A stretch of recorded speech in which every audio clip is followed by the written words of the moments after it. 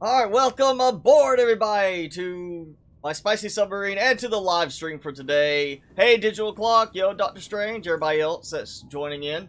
We're gonna focus today, I think, first on trying to finish up some stuff with the zoo. Because I have gathered up a bunch of quartz and some more specimens. Hey Emerald, hey William. Thank you for joining in. And basically, I've also been tweaking a few things. Because of the stuttering, I have turned off motion blur, which has helped a little bit in terms of performance on this. I also went through and cleaned up my mods. So there's a couple of mods I had still installed, not using, that I've taken out. And we do have a new mod today. When Prime Sonic gets in, we got his new one that we asked for. I've also cleared some stuff out. So my fish storage, egg storage, has been cleared out a bit for just some of the main stuff. So I've got everything right here for, was it the crag field? I think I've got everything I need for the blood kelp and the sparse reef still as well. The question is Lost River and Dunes, because Dunes has a lot of fish, and Lost River has very few that actually are, you know, breedable inside containment. Where's my, there we go. So, we may have to adjust a little bit on the zoo a little bit today, but nothing major. And I got a lot of quartz, so I want to try to build some more glass windows in. I'd like to at least get the biome stuff done today, if possible. And I went ahead and put my 2 cuttlefish eggs in. So, we've got some cuttlefish swimming around for the Cuttlefish Adoptions Center. You know, so we can have that going. Blood kelp, Lost River. Yeah, this may be replaced because really there's not a lot in terms of the fauna that you can actually collect normally in game, and we don't have like a egg producer for the decorations mod. So we're gonna drop in all of these, which is what is listed for the crag field. So there we go. That's crag field. Right, I'm in the crag field. Yes, alright, so crag fields are loaded. Hey Prime Sonic! We actually have a special treat today thanks to Prime Sonic. I'm glad you have joined us because element. So, not seeing anything else pop up new. Even with the motion blur turned off, I'm getting stutter on this. And I have not removed and cleared my cache because clearing the cache folder on this tends to reset certain things that you typically don't want reset. Like the stuff in the precursor bases, the doors, the shield doors will turn back on, and you have to go and recollect or reproduce the tablets for those. So yeah, we got, alright, fabricator, let's look. Advanced material, so infused plasteel. Plasteel ingot shouldn't be a problem. And energy condenser for the new stuff. That should not be a problem. I think I actually have enough cubes for everything. Let's try it. Now I know, reading from the notes, and thank you for the detail on the notes and just the detail you put into everything, and I don't have enough ion cubes. Alright, we're gonna have to go collect ion cubes quickly. But thank you, Prime Sonic, for, you know, the work on this. I saw it has multiple modes or power options in terms of how much it drains. So you could go like low, medium, high. I think there was like a extreme or something like that named. So we don't have to just sit there and have it at one spot going. It will give us a little bit faster speed if we want, just more power being consumed. So I'm interested to see how bad the power consumption is going to be on it with everything. So we're gonna get that built, you know, somewhere on the base. I figure we'll do that kind of maybe another section on the underside of the base platform, because if something goes wrong, you don't want to have it close to habitat. But just assume that, yeah, it's a very powerful reactor creating the cubes. So you don't want that where if it blows up, it kills everybody in the habitat module. So we're going to put it kind of where there's some separation. And we may have to build a nuclear reactor or two. But I have quite a bit of uraninite for producing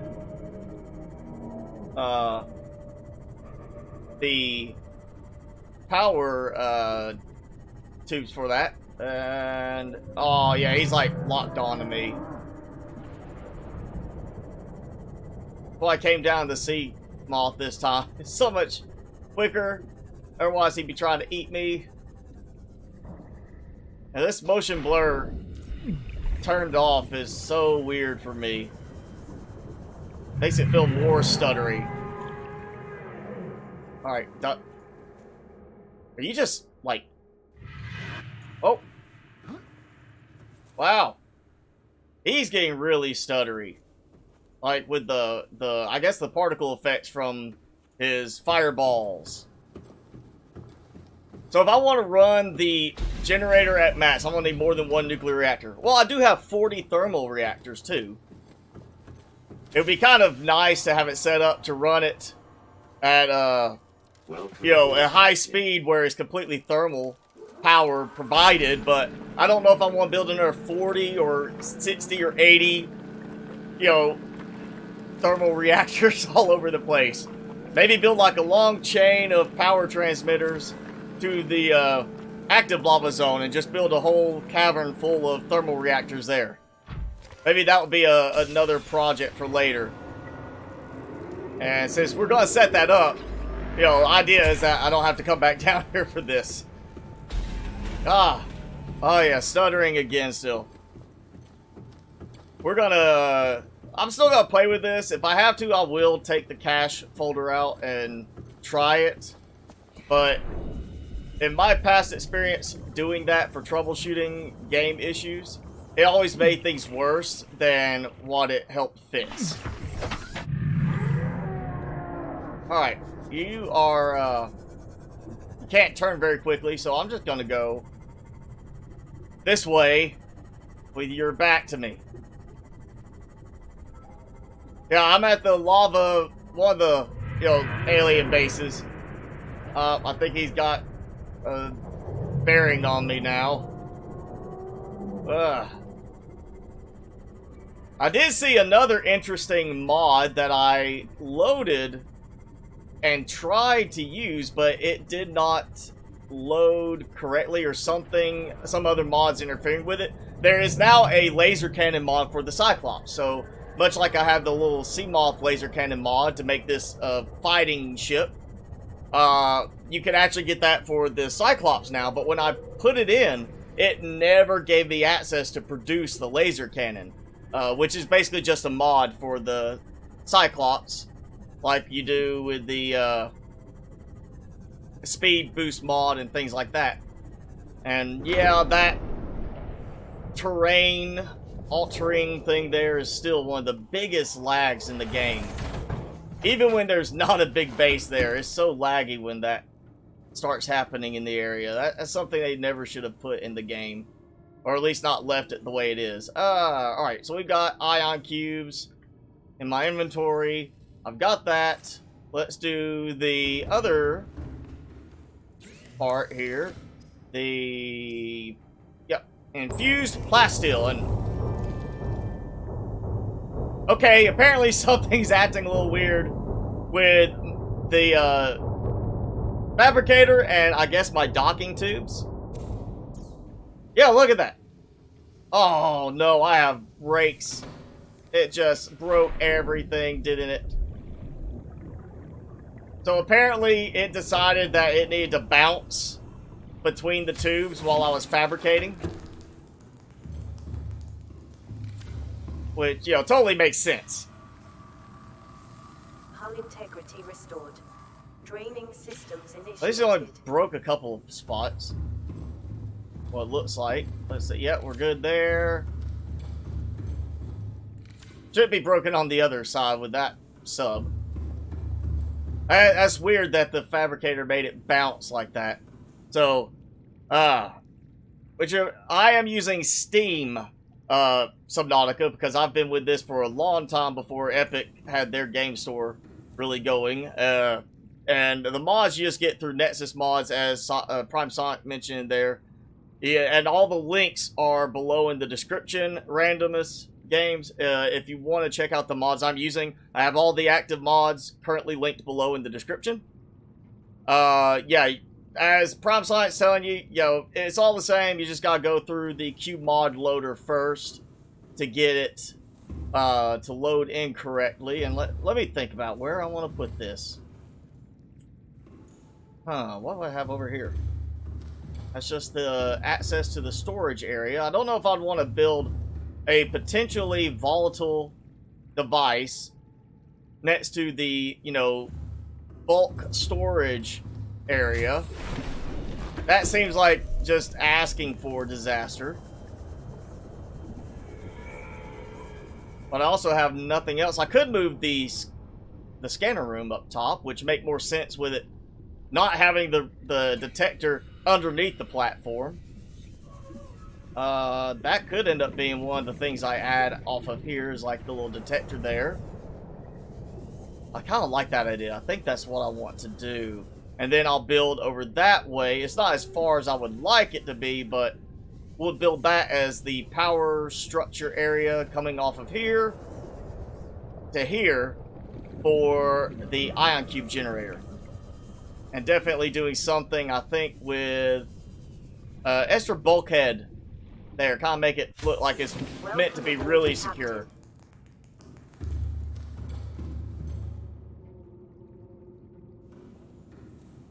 Alright, so we're going to keep this. I think this might be where I put the generator in. Let's get all of my range upgrades out. There we go. Now we can take this back out. We're just going to swap locations. We'll build... Oh, crap. Well, I can't build it off of there because that's in the way.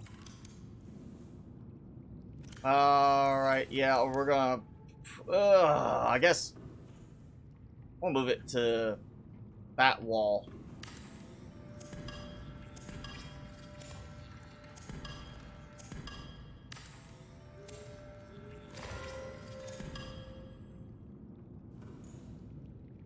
Let's get this going. If you're having problems with the QMod manager, it should just be pretty much an executable now and ask which version of Subnautica you have and wants you to look for the folder or go to the default location, which is typically correct unless you've got your Steam library in a different drive.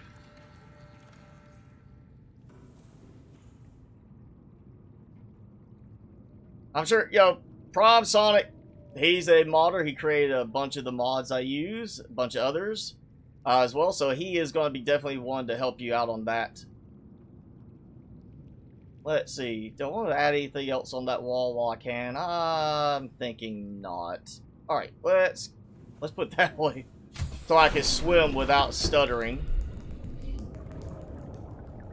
We're going to do a scanner room up here. I can. Oh, that's right. It doesn't like to place correctly on the foundations. So many bugs still in this game that really shouldn't be there. I don't want to put it up here because that comes off the... Yeah, that wouldn't make sense. Go into the living quarters area, climb up to go to the second floor, and then you have the scanner room there. Oh, maybe I'll just do a second multi-purpose room, since this will be like the central hub. And we'll have it come off of this. That definitely will work. And I'm thinking I'm going to build it... We've already got plants over this way, so we'll build it on this side. That keeps the other side fully open. Plus, it's not like I need access to the scanner room constantly. I can just use the map for that. Digital Clock, are you asking me when I started playing Subnautica, or are you asking Randomness Games? I've been playing since well in early access. Back when there was a lot of stuff still not in the game that we currently have. How do I want to do this? Well, let's see. I'm not going to build anything underneath that side. So I could put there. I think actually we'll just do right here in the center. I'll keep the walls free. I may end up moving the hatch underneath. So that would be the access point with the hatch there. Alright, we're going to do those. So we got this back.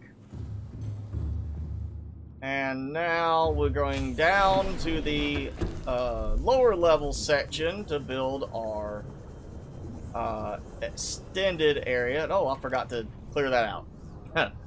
Alright, there we go. Still good on hull strength.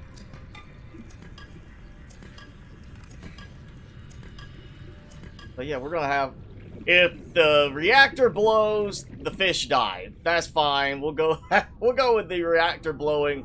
It's better to kill the fish than kill all the people. The zoo can be repopulated more readily. And we're gonna do a multi-purpose room here. And this can be... Well, let me see where we at. Oh yeah, we're actually at a good spot. I have room for stacking lower if I need to for more nuclear reactors. And this gives me space for reinforcements. Not just because of the hull strength I need, but for better look. You know, you want this to be strong. Try to contain an explosion if something does go wrong with your reactor kind of thing. The lag is probably from the fact that the game is lagging. It's not just the stream, it's the game play itself is very stuttery because of the massive size of the base.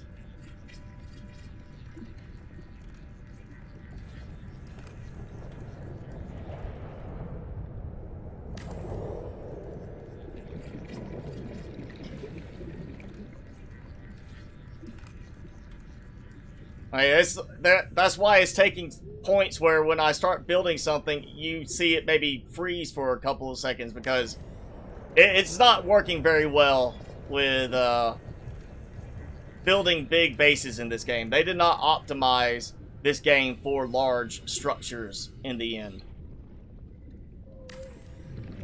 I guess they figured with the somewhat, you know, limited selection that you have, technically this is limited in terms of building games because it's all prefab stuff. There's no like build this little block and this block and customize things. I guess they figured people weren't going to build huge bases.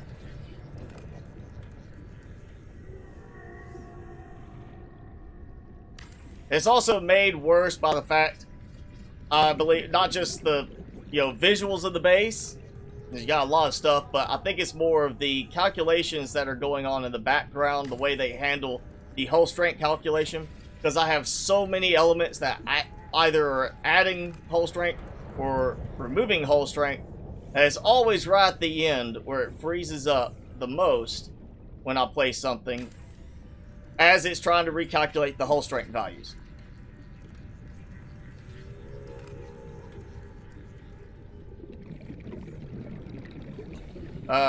Infused plasteel ingots. I've already made what I needed, I think, for it. Or do I have to have more? I didn't even think about the count on it. I need 2, so... Oh yeah, and I need some... I think I've got lube... No, I should have lubricant. If not, I can make some. Alright, let's get this last bit right here done. Then I'll go in there and get it. Get another plasteel... or infused plasteel ingot made. And to get some lubricant made, just so I make sure I have everything. Pretty sure I've got the lubricant, or at least the stuff for the lubricant. Should automatically craft through the Easy Craft mod. I did a big stockpile of supplies like that. No, I am still short of an ion cube. Alright, well, that's fine. I'll run down again. Well, I stuttered a little bit there, too. Alright, well, yeah, we'll run back down in a moment to get that. I at least could go ahead and get the nuclear reactor going. And we'll do... I guess I'll do one of the... we got that nuclear fabricator that lets you, like, refill the nuclear rods, the reactor rods, at least for, like, the Cyclops module. I think I'm going to build that in here. That way, you know, it makes sense to have the nuclear fabricator in here. Yeah, that's fine. I understand in-game, you know, you want it to be a little bit more expensive. Alright, so yeah, I can make the reactor rod and, okay, just the reactor module. I guess it's the other one, the modification station lets me refill.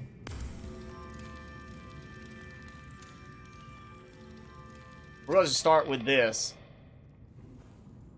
I do have also the lights going, so this should be pulling last. That means it should only be when everything else is completely out of power that it pulls from there, because all of my... I've got the power ordering mod still installed, so that means everything... thermal will pull before the nuclear. Nuclear's absolute last in my power order. So...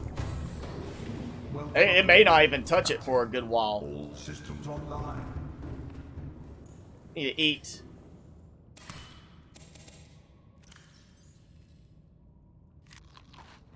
Now, I know there's a refill thing for, or at least I've seen the refill thing for the nuclear one on the Cyclops.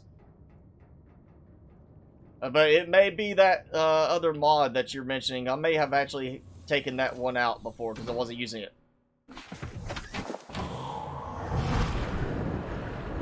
One reactor rod is 25,000 power, and you're saying I might need 2 reactors if I run the thing on high. So, yeah, you obviously made it late game because of how much power it's using, not just the ion cube involved with producing it to begin with.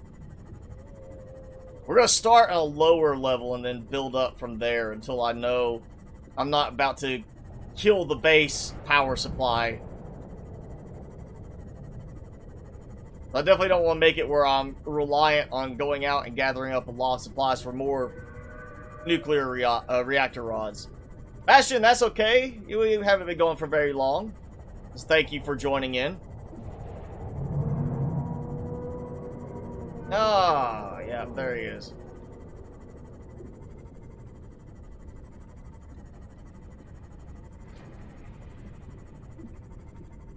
Now, Prime Sonic, I want to thank you again for the Ion Cube Generator mod.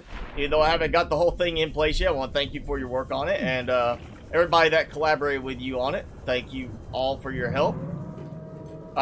It'd be nice. I don't know what it would take. Obviously, it would be a kind of different thing that we've got. Of course, shader mods and cosmetic mods that are just for improving the look of things in the game. So, just food for thought.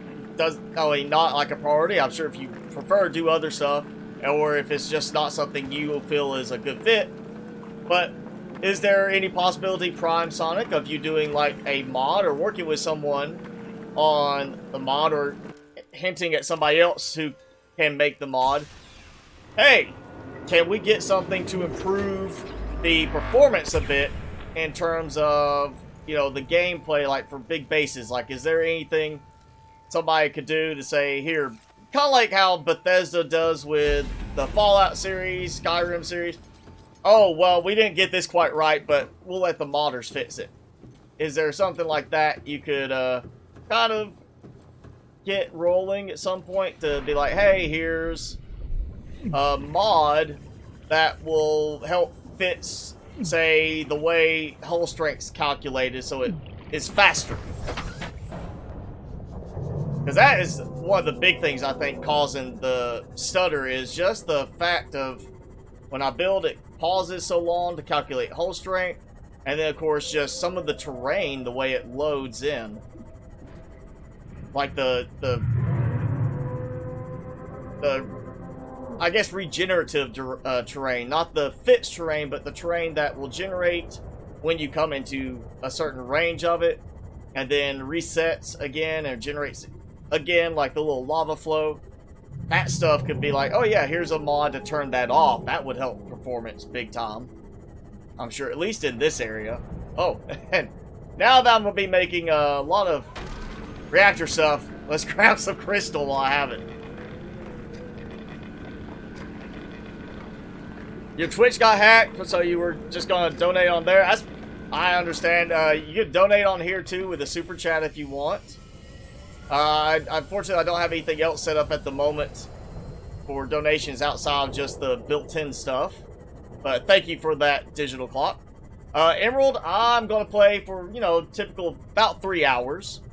Depends on what we have happening at the end towards that point. Like, if it's already kind of becoming stagnant, we may, you know, switch to just kind of a hangout Q&A thing at the end. Just kind of sit and talk while I goof around a bit. Maybe just make it a case of going and gathering up more supplies elsewhere for other stuff. And I am not making that in this fabricator. I'm not going to have this jiggle in the dock again. Welcome aboard, Alright. Captain. But it just depends on what's going on. I do still have stuff to put into the where's my let me think. There, okay, yeah. I've got a fabricator over here. I do still have some more fish to put into the zoo. I would like to get more done. I really would like to make that kind of the big focal point after this part is going. Because if I get this started now, it's running while I go gather more fish.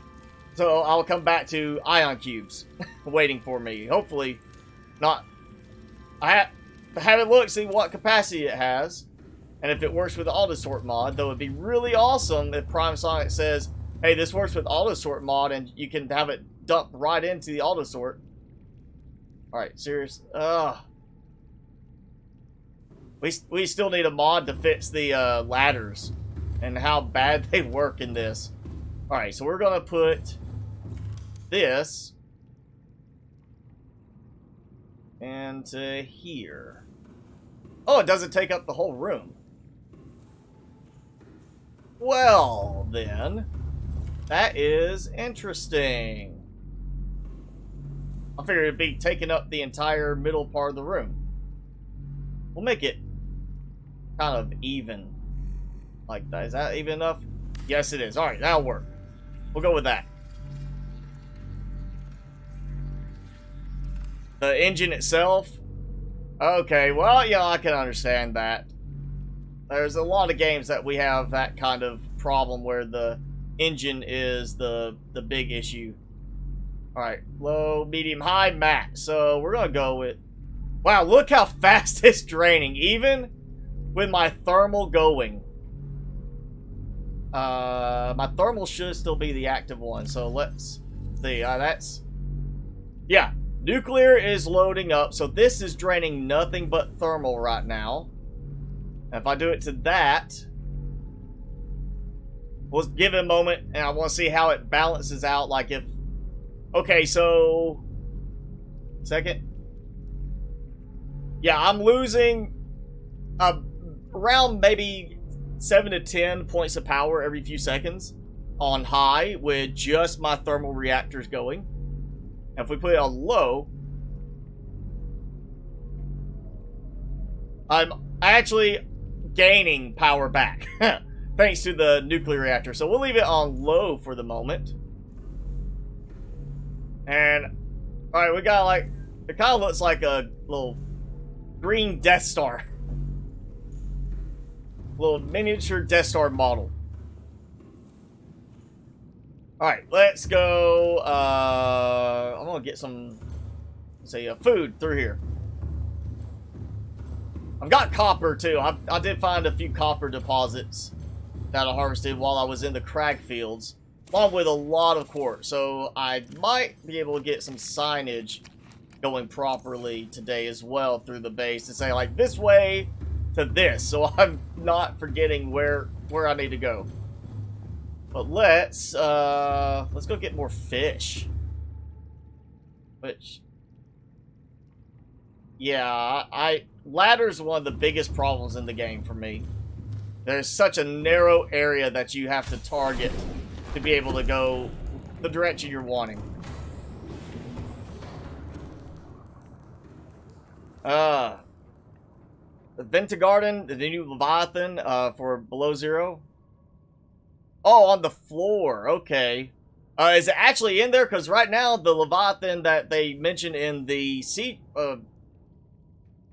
Fox update was that one I found, the, you know, big open mouth one in the purple vent area. Alright, everything's cleared out. Let me pull up my notes here. So we've got Cragfield done. I know I've got Sparse Reef because there's not much in the Sparse Reef.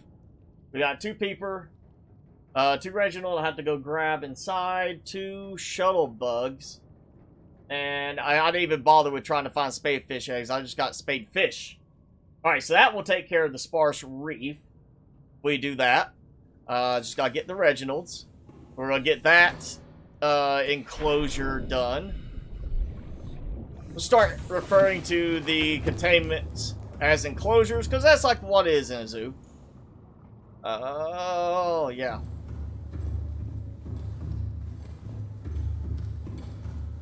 And Reginald's, I think, is this way. Yes! Alright, so 2 more Reginald's. I really need to just do a bioreactor chain in here, too, with as many fish as I have. Just from the Reginald's and Oculus, the overflow mod would just fill that chain of bioreactors up like it was nothing. Gear Guy, you haven't missed much. We're only a little ways in. I did put the Cragfield's fish in, and we've built the new ion cube generator from Prime Sonic, and I can't remember the other modders involved. Maybe Prime can throw those names up in the chat there. Here we go, Sparse Reef. And, oh yes, good, already got that. Chullabug, Peeper, Reginald, Spadefish. Everything else is a non-collectible creature. So that is Sparse Reef done. Oh, up one more. There we go. Alright, so that leaves me with Blood Kelp, Lost River, and Dunes. Lost River and Dunes are the ones now. I wish I had just done a full tally of every fish species and count of each one for the entire zoo. Because Lost River and Dunes are the odd ones. Dunes has a lot of different specimens. I mean, a lot. There's, I think, more in the Dunes than even the Crash Zone. And Lost River, in terms of fish we can normally pick up without using any console command to spawn in a miniature version or anything like that, which, of course, if I did something like that, it also comes with the risk of me spawning in, like, say, a miniature Ghost Leviathan that then just glitches right through the wall and gets out anyway. So ignoring any special command fish, there's only really 2 fish in the Lost River that I can collect and throw in. So I feel like I might just, instead of Lost River, we'll do like Dunes 1 and Dunes 2, and have the Dunes with the small fish, and then Dunes with just the big fish. So it'll be like bigger fish ones. FC Studios, okay. Some other stuff on Nexus. Is it just the mods for Subnautica, or do they have other games that they're modding as well?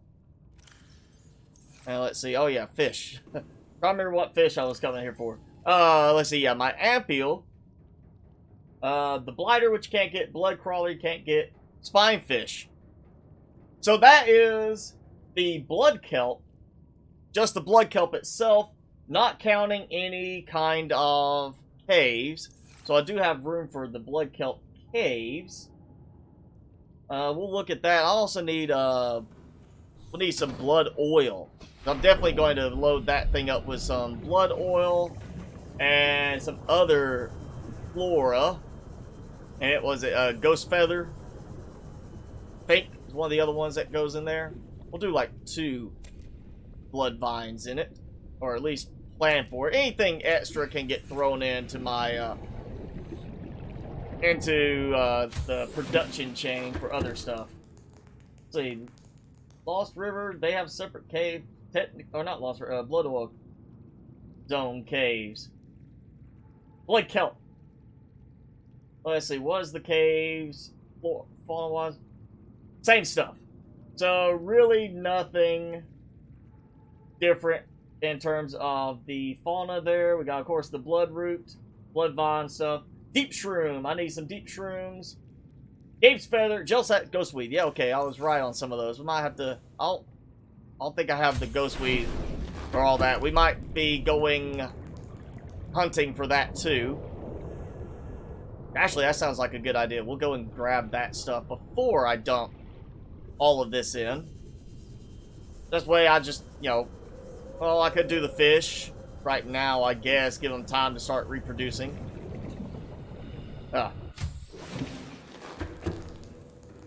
Blood kelp, crab squid is not listed officially on the blood kelp zone. I think they are technically considered a spillover from one of the other zones. Because, yeah, they are not listed in the blood kelp zone. I think it's just that they kind of float in from a surrounding zone. I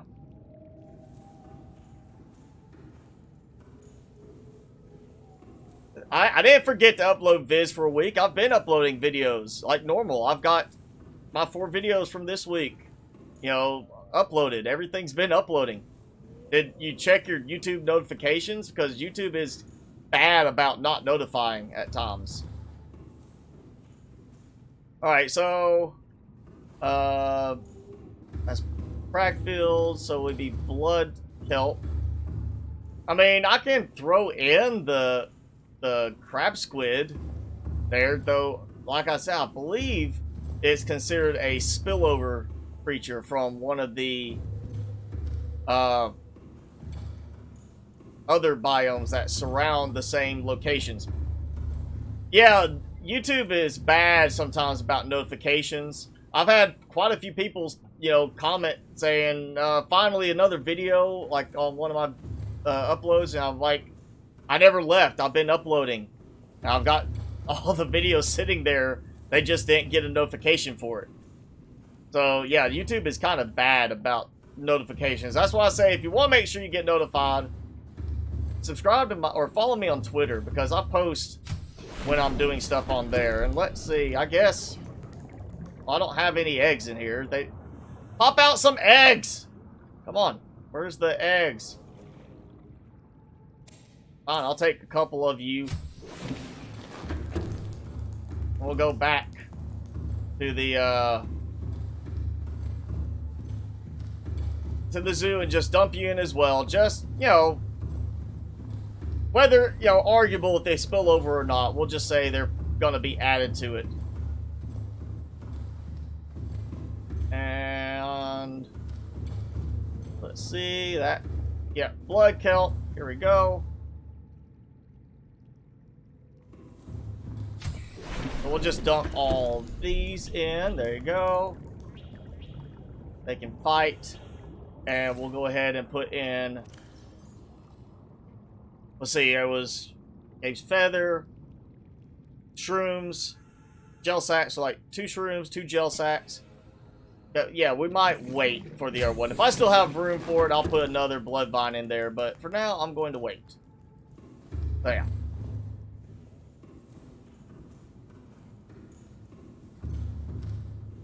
Yeah. Make sure also that it still has, when you have the subscribe on there, that it does have the bell tick so that you're getting the notifications. And it's not just kind of getting dropped. But yeah, YouTube is kind of bad on the notifications. They don't always work. I know I've had people come into the live stream for a long time saying, what happened? I never got a notification. And yeah, YouTube didn't send out any notification say that I was live. Let's go. Well, I got the deep shrooms, everything here, but I still need Gabe's feather and such as that. So we'll head up into the Lost River. Because I know I could get some of that over there in the Lost River. I mean, I've already got the blood mine. Deep shroom, I know I can get there. Gel sack, I easily can get if I need to. It's the Gabe's feather and ghostweed. I'm pretty sure ghostweed is up there. I'm not sure about the Gabe's feather. Gabe's feather, no, not in the Lost River, but ghostweed is. We'll go get some ghostweed at least. Alright, thank you, Prime Sonic, again, and the FC Studios, I think is who you said it was, for the new Ion Generator mod. I have not come back since we started up, but I will be going back there shortly after this to see, hopefully, my first Ion Cubes being generated. But thank you again for the work. Thank you for joining in for a little bit. Oh, sorry. That's alright, Gear Guy. We'll see you next time. Maybe I'll still be on if you can join back in later.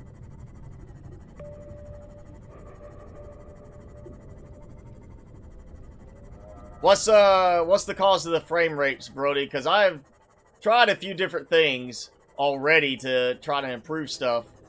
Beyond, of course, just getting somebody to reprogram the game in a different engine.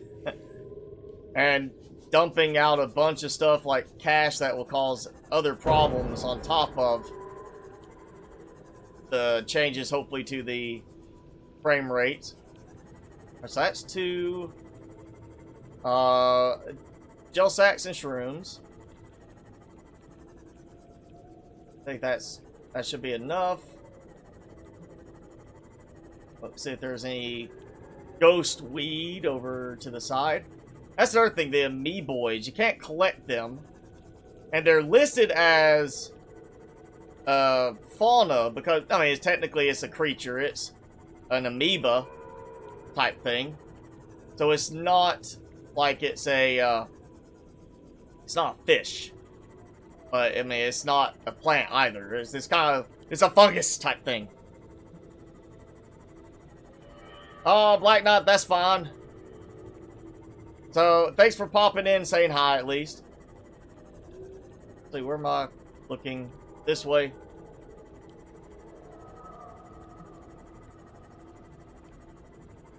Oh, I can also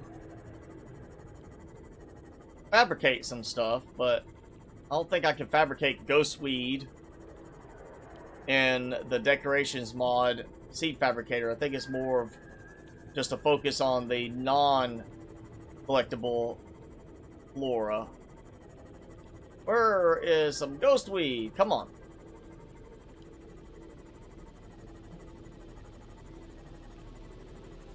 There we go. Alright, we're gonna get ghostweed. Bam. There we go. But yeah, I was right. That is a bigger one.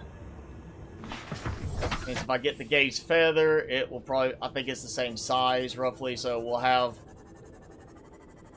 yeah, that will completely fill up the planter area.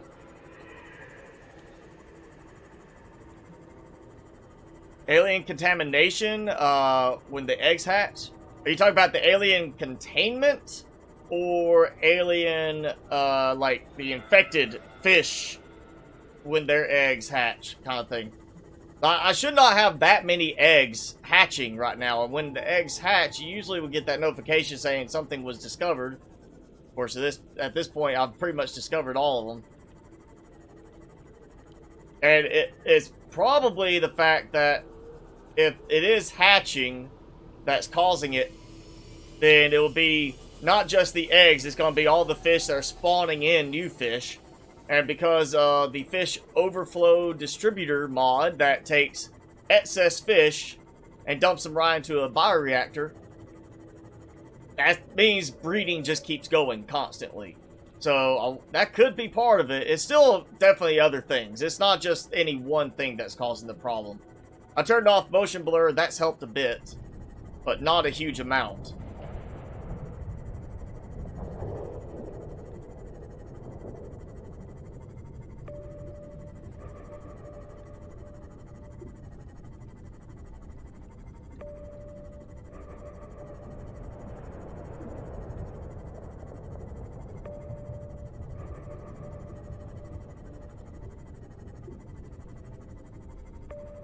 Like how, now the Cyclops, when you look at them the right way, it looks kind of like a pair of owl eyes over there. You know, like big goggle eyes looking at you, like more so than the, well, I mean, I guess the cameras, if you get at the right angle where they're not overlapping, yeah. Need to turn off some of the notices of, like, where my cameras and stuff are. That might help a little bit with things if it's not having to render that little marker on screen.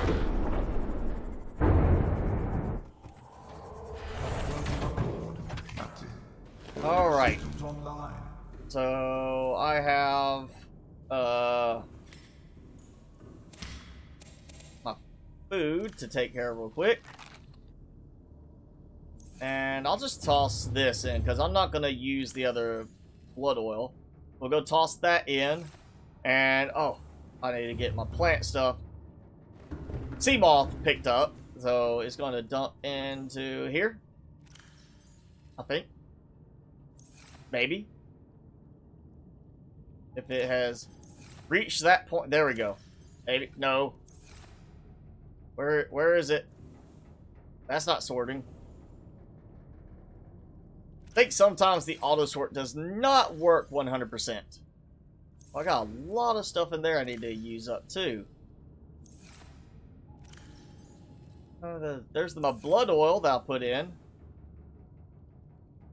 Where's my other plants?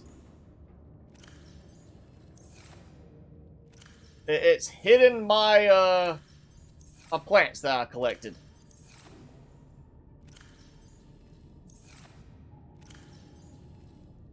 Alright, where's my gel sacks and everything? Come on. You got it here somewhere. I'm gonna have to reorganize. Alright, there's the deep shroom. That's... There we go, 2 acid mushroom. Oh, no, it's not acid mushroom, it's just deep shroom. Where's my other deep shroom? I guess I'll have to just go collect it. Anyway, all that, nothing in this synthetic. Oh, there we go. Alright, that. And gel sacks, right? Yeah, there we go. 2 gel sacks, okay. Yeah. Michael, it is going good. Thanks for tuning in. Welcome aboard, Captain. Oh, so something with them, like when they're moving in the tank, so it's doing that. Well, I mean, I've got lag, obviously, from how many containments I have with how many fish.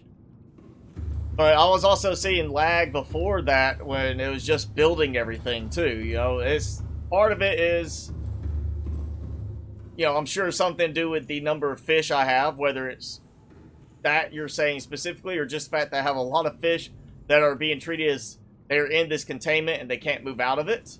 So they have like a boundary type thing that's being calculated. But it's also the, you know, calculations for the hull strength. Because every time I finish placing something new down, it pauses for a moment while it calculates that hull strength. Put that there. There we go. We got... Really? Now I can't place... I won't be able to place the other thing down. Why would you have it designed that way, devs? Why not have it go in a square where it's going to make things fit right? Alright, well, no Gabe's feather for it. Yeah. Oh, Swiftwind, thanks for watching the streams, even the old ones. I'm sorry you have so many hours to go through. Alright, we are... Alright, that's the Blood Kelp Zone, Sparse Reef, and Crag Field done. Which leaves, of course, again, the Lost River and the Dunes. I think we're just going to do 2 parts to the Dunes instead. And that will make it a little bit more of a balance, I guess. Because the Lost River doesn't really have any fish in it that you can collect other than just the 2. We're going to do yeah, let's check the ion cube generation, which I'm still with it on low, producing more power than it's consuming, but part of that is this, which is probably the, well, no, it's not producing anything more that's showing, it's not draining. So yeah, this is still thermal power producing just a little bit more. Let's see. Alright, so you get up to 4 in storage, which is nice. Probably would be nice to have an auto sort locker right here I can just turn and dump things into. Like, yeah, here we go. Here's more ion cubes, put them away, and not have to run anywhere to do anything else with it. So, make 2 more reactor rods, as I have the supplies for it.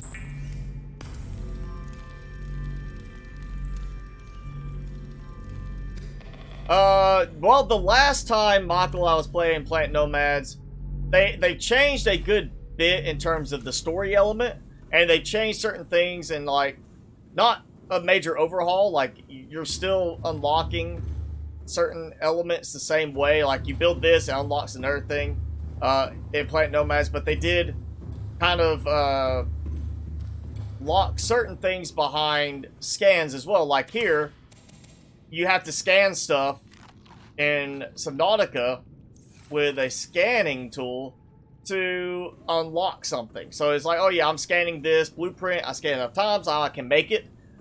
They've got certain things you have to go out and scan first in Plant Nomads now to unlock that, and then that piece may have several other pieces that will unlock once you build it. So it's kind of like you unlock a branch of a skill tree in terms of Plant Nomads now, rather than before you could just sit there and, as long as you had the supplies, build and unlock everything strictly through building. It's also a case of more focus on, I would say, the exploration part, like not just randomly exploring, but really focusing more on following from one point to another in terms of story aspect. And that's still not going. Let's actually, I can always turn it up. Oh, and it gets bigger when you do that. Okay, max. Oh, it's growing. It's bulging up. Or if that's what it is doing, it's like you see it, and it's not a cube, it's a ball. It's an orb, not a cube. I'm wondering if that's what it is like it's basically growing the crystal and then clears it. And the reason we're seeing it notably expanding is because of the max speed. Wow, there's some stutter there. Maybe that's just how slow it's meant to go. Oh! So it basically, it grows the sphere and then cuts it into a cube for you. So yeah, we're going to turn that back down to high. I think that's just the speed at which it's functioning. And then it starts growing again.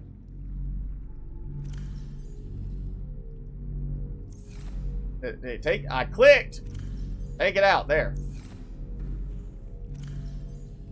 Alright, so that's 3 more cubes that I didn't have to make a trip to get. Okay, so that will run for a while. Trying to think what else I have. So just the new ones for that. Oh yeah, I did finally find the stasis rifle completion, because I was, you know, going out and gathering up fish and finally came across that. I still don't have the light stick. Oh, I know what I wanted to do. I mentioned this last stream, and I did not have enough quartz for doing it. We're going to, I don't think I'm going to be building up any taller here. So, we're going to go with the lamp, which won't flatten. It flattens on the foundation part. Or at least it did with the underside of the foundation. I've got a couple of them flattened up. Yeah, like that. Still, yeah, okay, it does it here. It doesn't do it on the top side. That's a little disappointing. Wonder if it will do it underneath the multi-purpose room then. Reapers spawn in the dunes? Yeah, but you can't collect the Reapers. So I no reason to try to go out there and say I'm going to collect a Reaper to put inside one of the containments, because you can't normally collect them. And I don't want to build underneath the storage silos. I feel like that's a bad idea. You build where you're trying to store stuff. If I run out of room, unlikely, but if I did and need to expand, I have to move the light. So and that is so close right there. Let's try it on the T section here. Yes, it will place. Alright, there we go. And now, let me try to remember how I did this. Alright, we're not going to change any of the color levels. I think that's what I messed up with before. I'm going to increase the light range. Oh!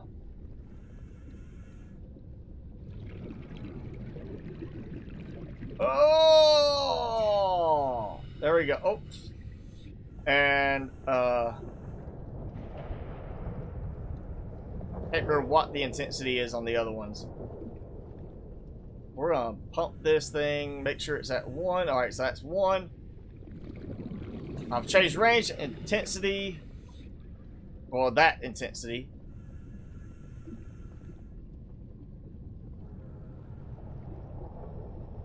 And we're not going to change the tube color. I just want to... Wow, yeah. So that is now... That is lighting up that.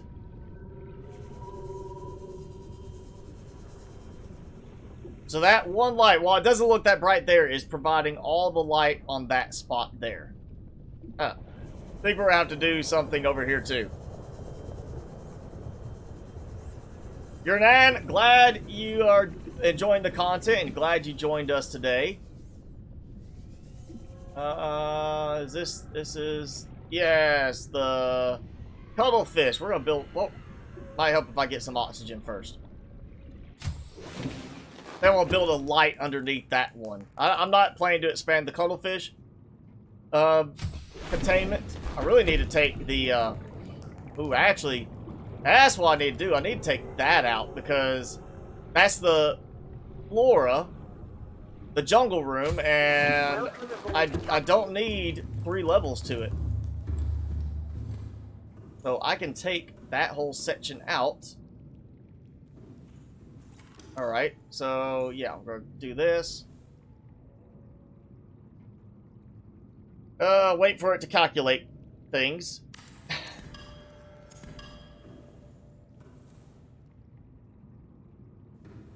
Are you kidding me? My composite pot is not on top of the ladder.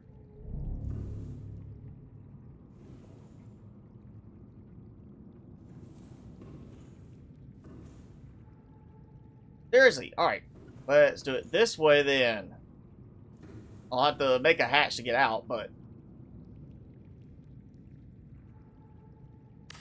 Oh yeah, Brody, that's fine. Thanks for telling me, but I already know plenty about the Leviathans out there, the Reapers.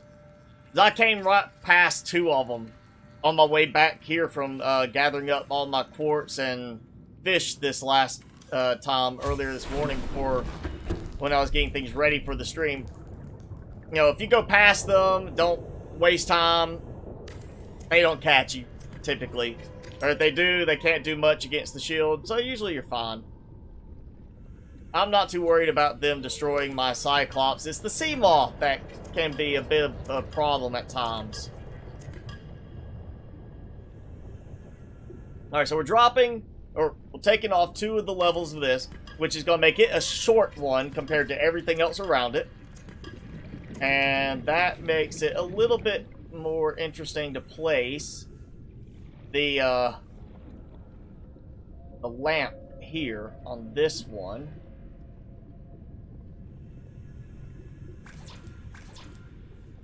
I think I'm missing stuff for a computer chip.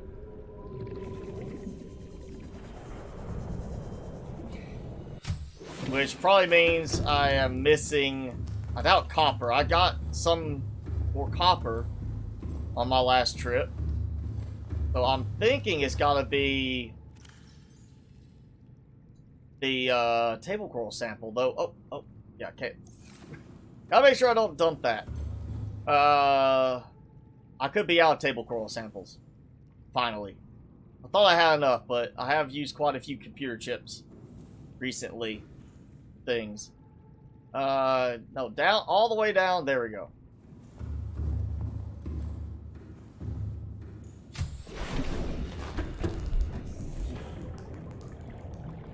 Oh, hey, Guy McLeod. Sorry I didn't see your message till just now. Thank you for joining in. Alright, let's run back through the tunnel over here. Lost River. Still thermal vent area because the table coral there, it gives like 2 pieces every time. Or most times. There's still cases where I've seen that give only 1 piece. Like something they never got right in Subnautica, the original. But below 0, you cut table coral sample, you get 4 pieces off of it. I've heard people say, I guess probably on console, that table coral samples give you 4 pieces in the game, but not on PC. At least never for me. I've never had these chopped into 4 pieces. At best, I've lucked out with certain ones giving me 2 pieces of table coral.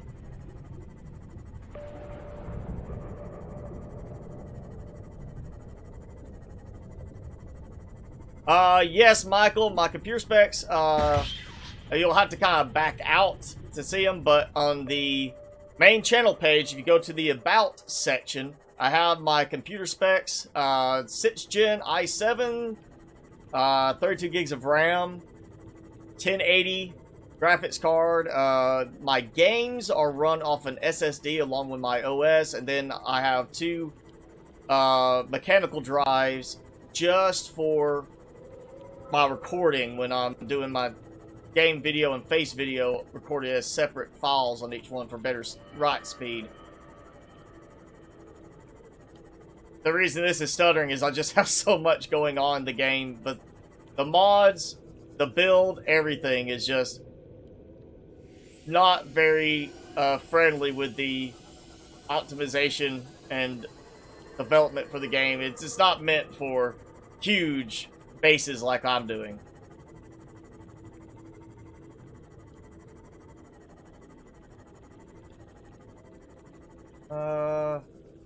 Apparently I got almost all of these already.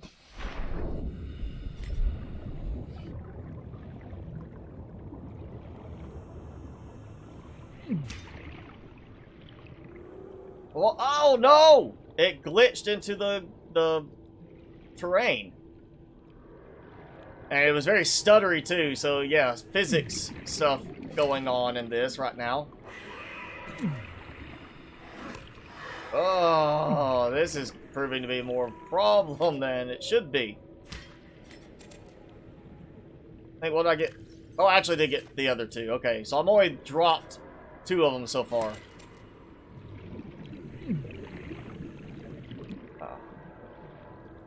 Yeah, I've got a lot of mods active on the game right now, mainly because they make it so much more fun. It'd be hard to trim it down because there's certain ones like I like having the extra hotkey slots on the toolbar. I like having the extra slots, mod slots and everything for the sea moth, the extra upgrades I have on the Cyclops. There's just so many things that I've tried with these that I'm like, I really like this mod. I did clear some out before this stream, but those are ones I was like, yo, I used them a little bit in previous game save. Not really use them in here. Not really that important, but yeah, their mods mess up performance. Big bases mess up performance.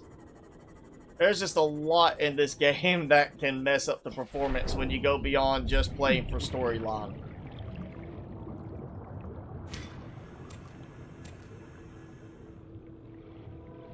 I'll grab the ruby too. Might as well.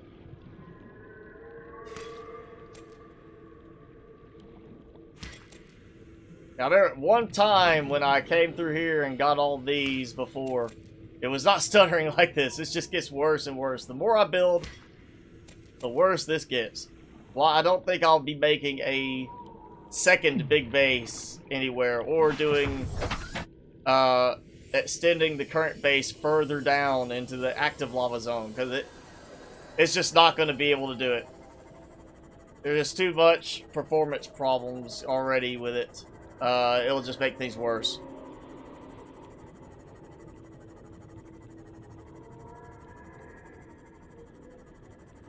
Honestly, I think at this point I'm probably have more hull integrity on the base than I will need in the end anyway. Even when I finish all the windows in the zoo. That means I'll be able to take some reinforcements out here and there.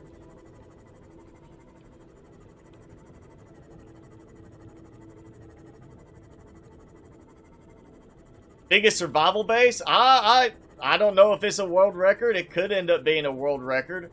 I'm not going to build, like, one that spans the entire world. The game just won't handle it. Like, that would be unbearably bad to play if you tried to build a base that spanned big enough on this. Unless you, like, played no mods, and which honestly would limit certain things I'm doing here, because I do have decorative plants that you normally cannot get in the game. Things like that. The decorative lamps, which are nice. You know, I have my easy craft mod, makes it so much easier than having to go back and forth grabbing supplies. The quick miner mod, which I only added in because during the streams it makes it much faster for me to mine resource deposits and make it where you're not watching me just sit there drilling for as long.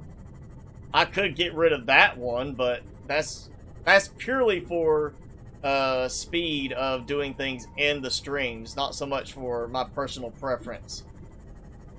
But there's so many mods I've got that I'm just so entrenched in with this. I could not see building a base like this without the mods now. What's the world record then? Tell me what the size requirement is on the world record.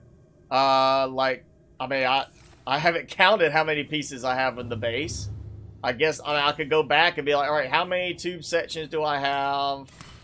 How many multi-purpose rooms do I have? Things like that, and count it up. But,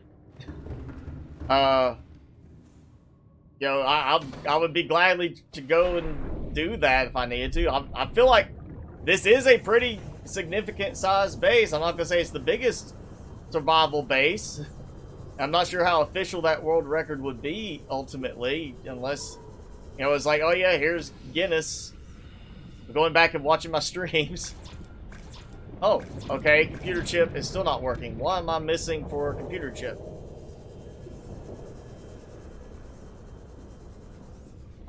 It's gotta be the computer chip, because I mean, there's nothing. It'll start building whatever the first component is. Let's go and look.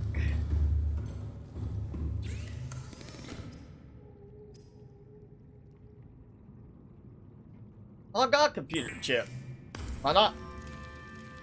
Is it just glitching on that? Like, it's not wanting to easy craft for it because I'm at a certain location. I'm too far away from some of my other supplies or something. Maybe it's because I'm too far from the supplies over there. I know I've got glass, got diamond. So I guess it was just treating it like I am too far from that spot where my table coral was. I don't know, that was weird. Alright, let's max out the range, or come close to. Actually, I think I did the other one at 78. That's where it stopped. There we go. Okay, 80. We're gonna do intensity. I want this place lit up. There's really one I wish you could place it flat on the roof, because I would have it on the roof completely flat and just blowing everywhere. Look. Oh man, that's a little too bright there. Oh, I'm blind. That's too much. All right, let's we'll take the intensity down. Okay. Yeah, okay, so his intensity.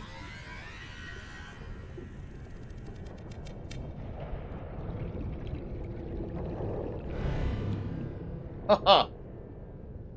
Alright, I want to get a little bit light. I want it blinding. Get a little bit light. There we go.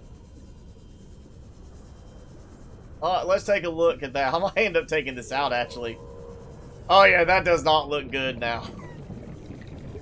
Oh, alright, let's just, yeah, we'll take that out. Minecraft, I have not played that in a very long time. I got so burned out on, you know, like, here's a thing I want to take apart so I can build a tower there, and I'm just sitting there mining and mining and mining. It's just not one I felt like I wanted to do anymore, and definitely not one I wanted to do videos or streaming for, because that is such a time-consuming game.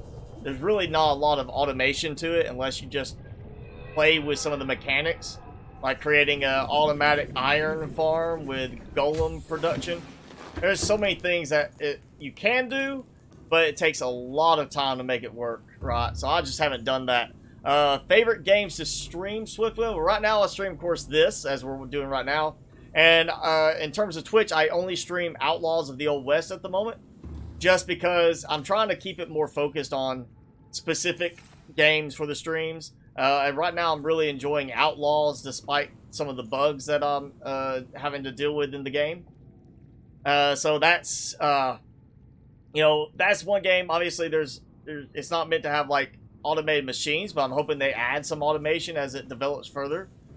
You know, maybe some modder comes up with automation. The games I like playing best, which, you know, are typically done for videos, because a lot of it is just kind of sitting there letting stuff build, is the games that give you some automation.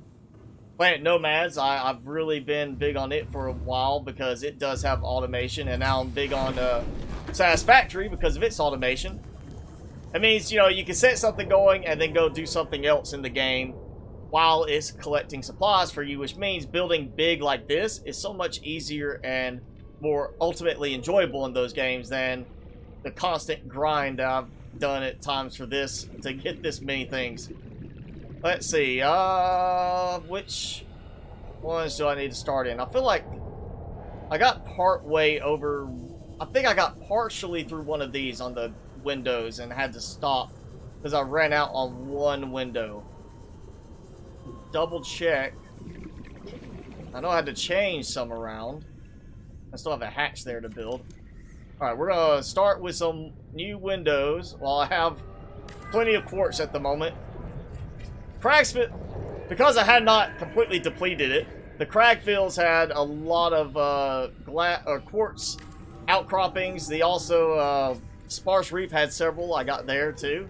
And then just being right there in the Cragfields and along the Sea Treasure path, I got a lot of just loose pieces of quartz before this. Racing simulation? I'm not really big on the, you know, games like that. That's really not something I play a lot, kind of thing. I do more of the building and survival games. That's more of my style. Just because it's typically, unless you're doing it for like really difficult survival, most of the time it's fairly relaxed. You know, just enjoying yourself. You know, not really stressful, especially once you get things going pretty well. So I'm not really into the racing and stuff like that. The Minecraft 1.7.10 pack has full automation. Like, you can tell it to automatically harvest diamond for you and stuff like that. Tell it, here's a big block area and dig it out for you. Because if it does, that would be interesting to me to try again. But also would be interesting for the fact that I would say they copied it from somebody else. Because there is a game, Colony Survival, that I've played in the past. I haven't played it in a while, and I kind of burned out on it the same way I did Minecraft. It's pretty much Minecraft, except you're not just worried about you. You're worried about managing a colony. So you have colonists that you have to provide beds for. You have to recruit colonists that when you have enough beds, you have to assign them jobs, things to do, so they're not just standing around kind of thing. Like you want a colonist for, you know, smelting stuff. You have to assign a colonist to that. And so it gives you a lot of automation in that regard. So depending on how Minecraft has done it on the automation, they might have copied some stuff from that game. And I am out of quartz again already. Great. Well, let's go check my ion cube generator. I'm pretty sure it's not tied into the auto sort mod where it'll just dump the completed amount in. So I need to keep making sure I empty things out.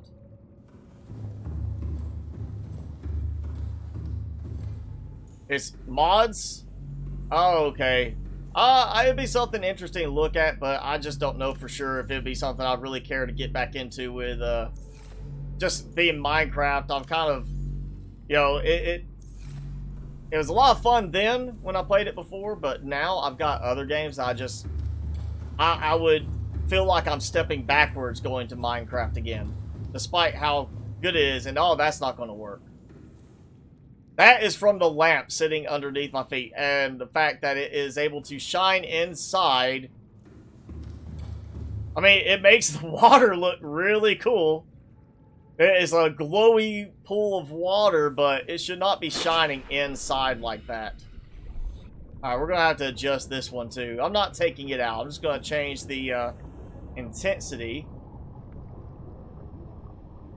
Go like 52.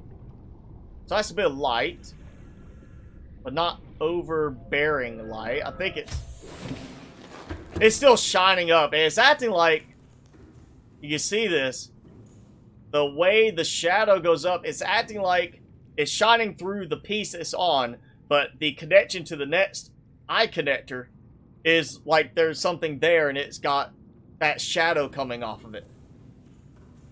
That is odd. That is definitely probably one of the things causing problems with the game running that way. It should not be letting light shine through.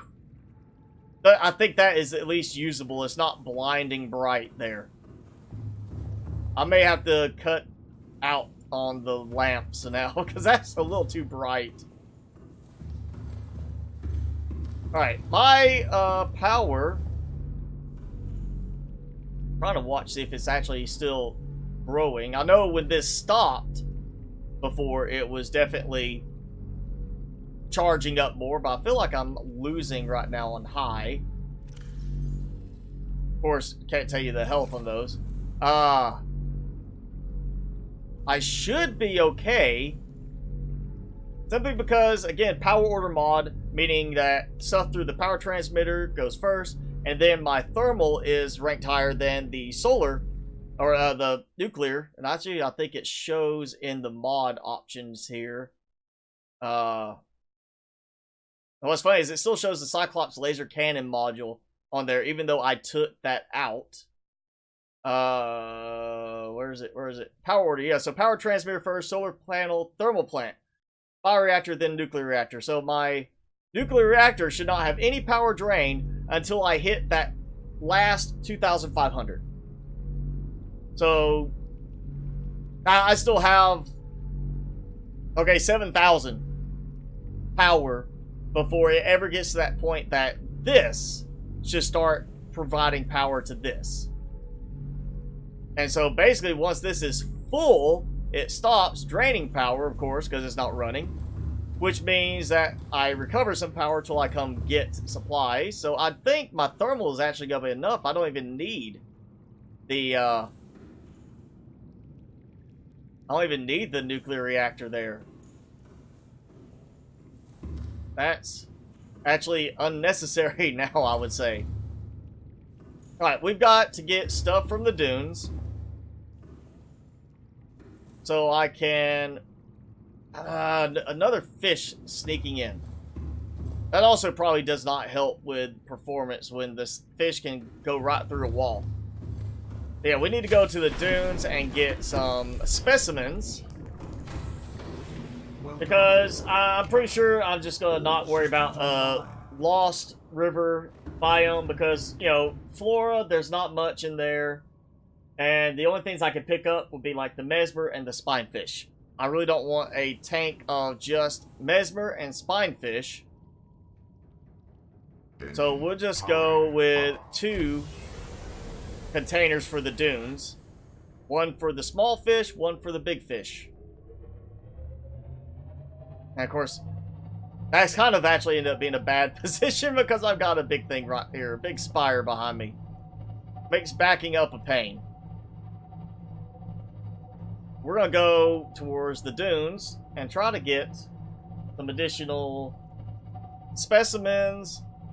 As well as just, I need more supplies. I need copper, I need quartz. Oh yeah, so boomerang, garyfish, gasopod, hoopfish, peeper.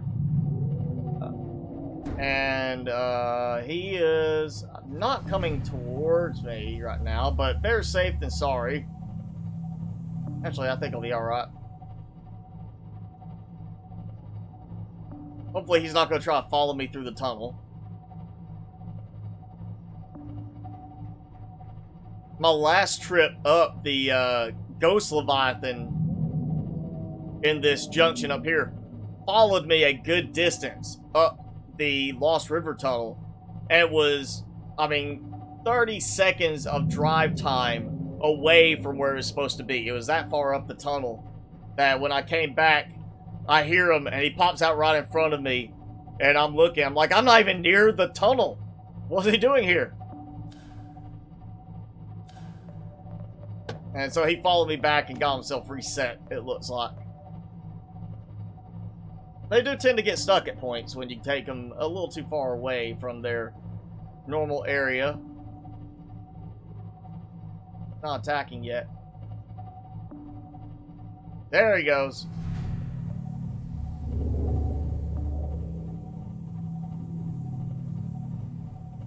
Let's see if I can remember where it was that he popped in when I was coming back through here earlier this morning. Because he got in ahead of me and was... Basically, I chased him back to the junction there. I want to say it was up past that ridge in the wall. Because you couldn't even see the little drop down there. It was somewhere around here. He popped out of the wall right in front of me, and then I just basically followed him because he was so far away from where he was supposed to be.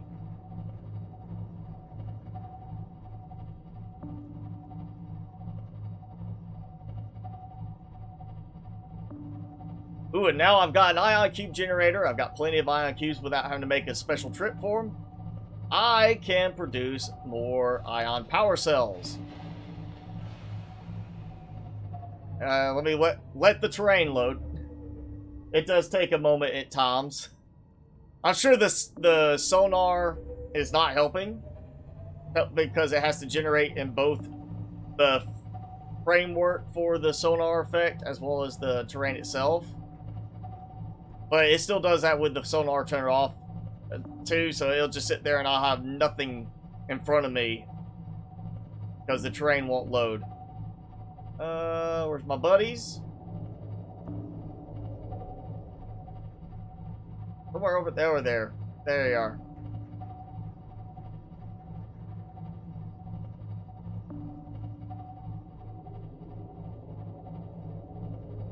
Oh boy. I think I have enough power to, not power, supplies. I believe I have enough to build another scanner room. I haven't built one in the dunes yet.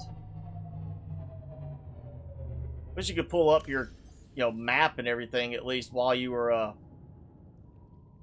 Or did I build one in the dunes? I can't remember. Maybe I did. Because that's part of the dunes, right? There's the little drop down there, and that's... Yeah, maybe I did put... I can't even remember now.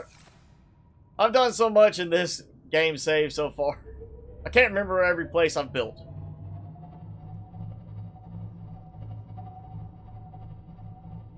And that would mean it's that one there. Yeah, that should be the other side of the mountain. That might be in the dunes. I can't remember. I have built too many of these.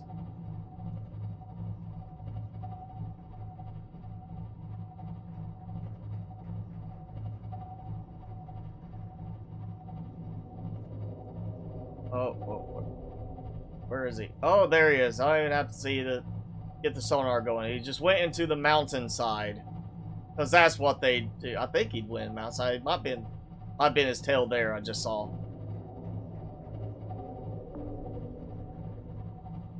Oh, now I got him mad. Oh, there he is. You're not supposed to be in the kelp forest here. Get out. Where are you? Yeah.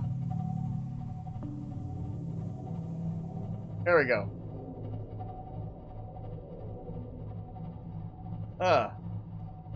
The Lost River. There's multiple ways in. You could go through the deep Grand Reef where you find that second underwater base, the Dagazi base. Yeah, it's kind of hard to find there. That brings you in through one of the tunnel sections. You have another spot in one of the blood kelp forests where I think it's right near the...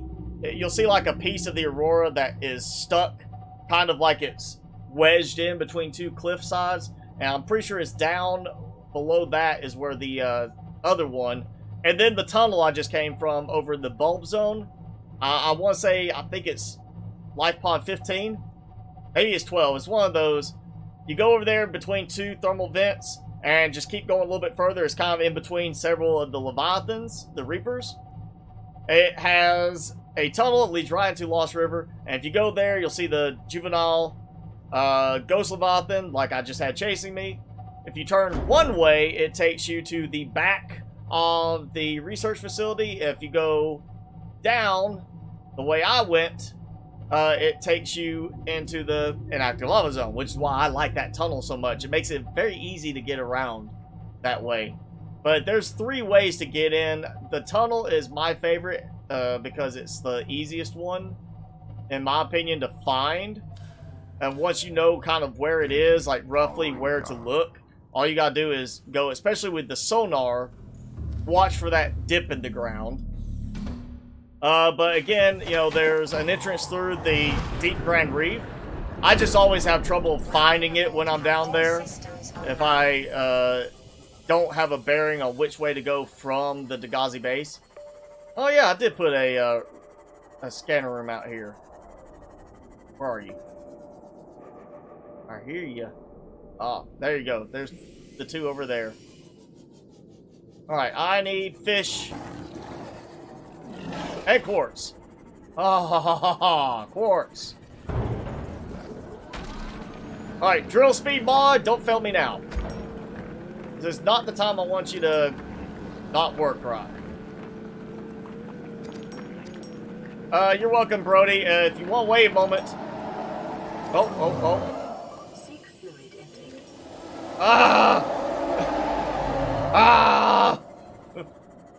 I mean, I've got a whole, you know, reinforcement thing, so that's gonna protect me from him just crushing me, but still.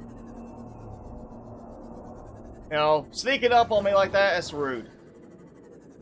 And quartz. Yeah, there we go. I knew I saw yet another outcropping. So yeah, if you want to wait a moment, as I'm heading back, I'll kind of show you. Basically, we'll head to the mountain area, and I'll kind of show you from there where it is. If that'll help you out. But if you just want to find it on your own, those are the two easier ways to get it. Depending on how much you want to deal with swimming through the bulb zone, you may find the deep ground reef a little bit easier. I'm gonna go ahead and get me something to eat.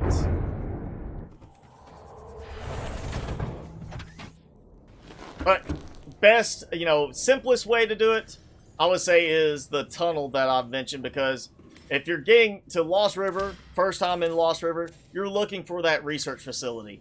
And that is a very direct route to the research facility, is through that tunnel.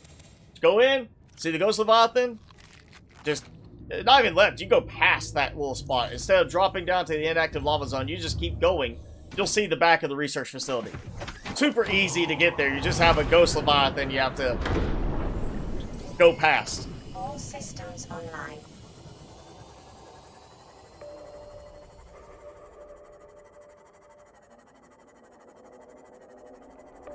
I'm really starting to feel like I want to get my laser cannon mod going again for this.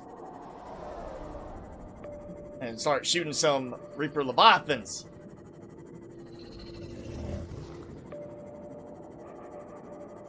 I know I was going to get specimens too, but I'm kind of more interested in the fact I've got big quartz deposits here.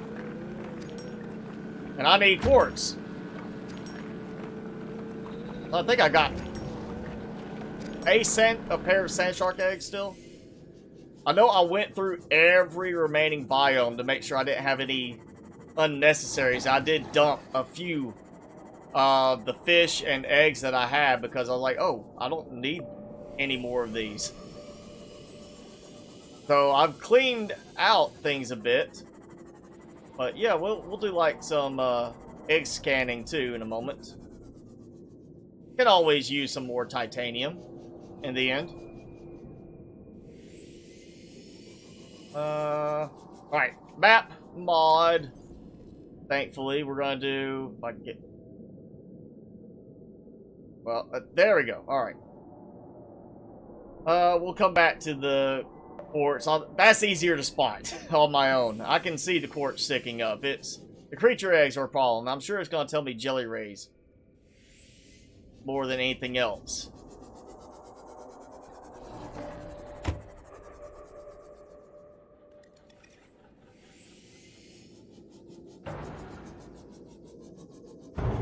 Alright, yeah, if you're just swimming by, use the stasis rifle. If you're going by with the, if you're trying to go by, like, the prawn suit, you might need to use the little stasis rifle. If you're going by the sea moth or cyclops, just barrel through would be, what I say. Especially if you got the cyclops and the shield. You should be able to get through no problem. Oh yes, gasopod egg.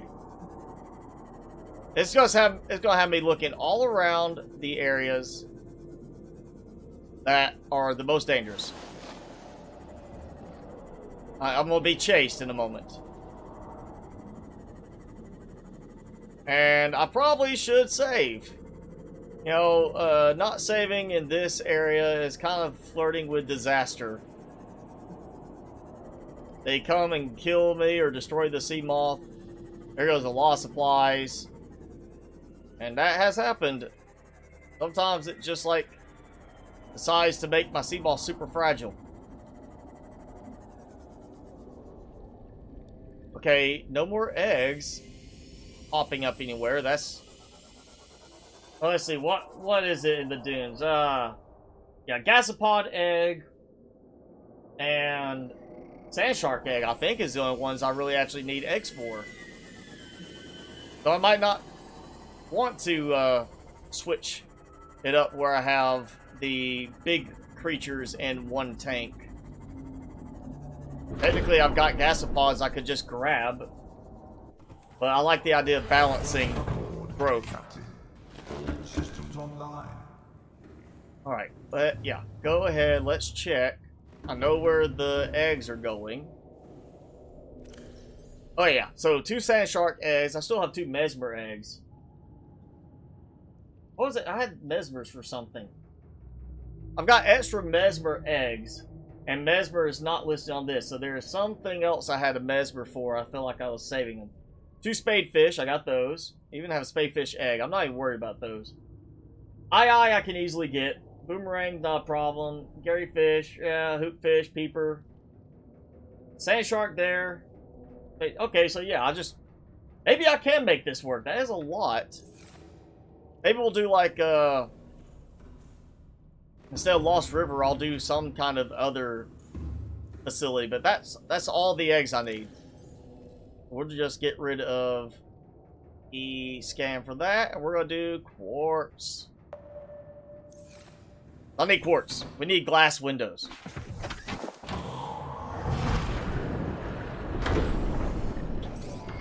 And let's go. Come on. A little stuttery. Oh, and it's gonna have, yeah, some of this is already showing like where it's kind of glitched in.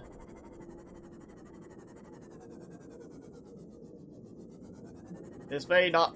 I have had a problem when at least in the crag fields, I was finding a lot more quartz than the scanner room was revealing. Like, I would be there, oh, here's all this quartz over in the distance, but I'm sitting here looking at a quartz deposit, another quartz deposit just a short ways ahead, and a bunch of the single pieces of quartz, and none of them were being picked up by the scanner room.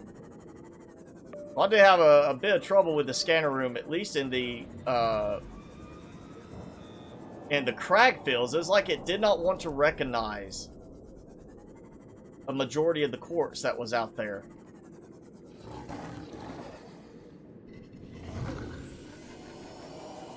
Oh, now it's saying there's a lot of quartz back this way. Mesmers are misunderstood. They just want to have a hug, a face hug. That's all it is. They just want to give you a big kiss, and eat their way into your head.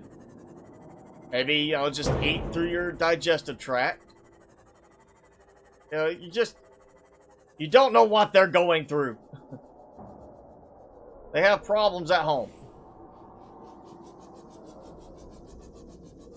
I mean, their parents just lay the eggs and abandon them in deep, dark caves. Of course, they're going to have abandonment issues. Alright. Small quartz, no big deposits, unfortunately. This is why I like automated games. Where I can, like, oh yeah, here's a resource deposit. Harvest this for me, and I just come back, collect it. Or even have it automatically dumped into storage or production. Because then I'm not doing this part of it. I am collecting other stuff, building other things. And this is just producing resources instead. But no, Subnautica, you've got to go gather it all yourself.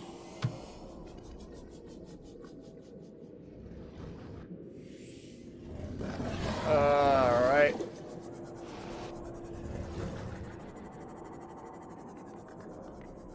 Really not the best place to be gathering up quartz, but hey, it's giving me a good bit of quartz all over the area. Because I don't come out this way very often.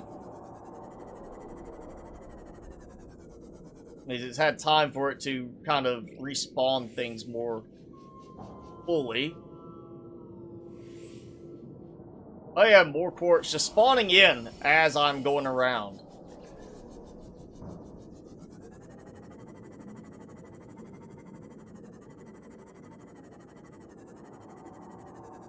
Or at least, you know, in some cases it's spawning in more quartz, or maybe it's just finally recognizing that there's quartz there.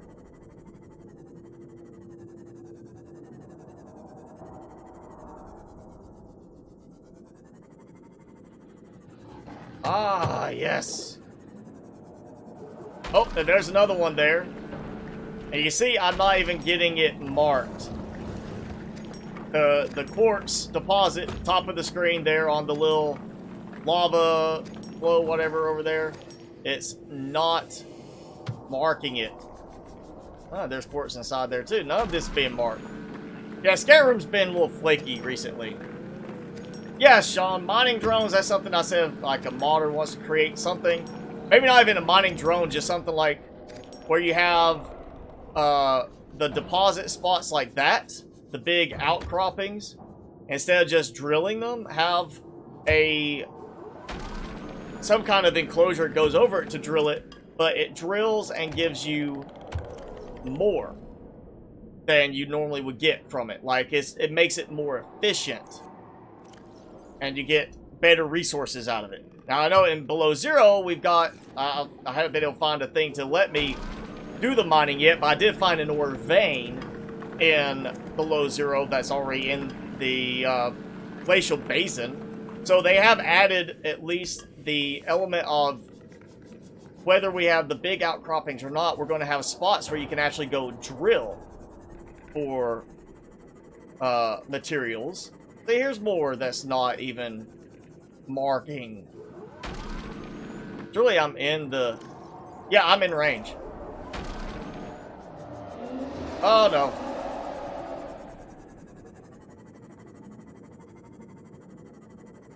Mr. Warper, go fight him.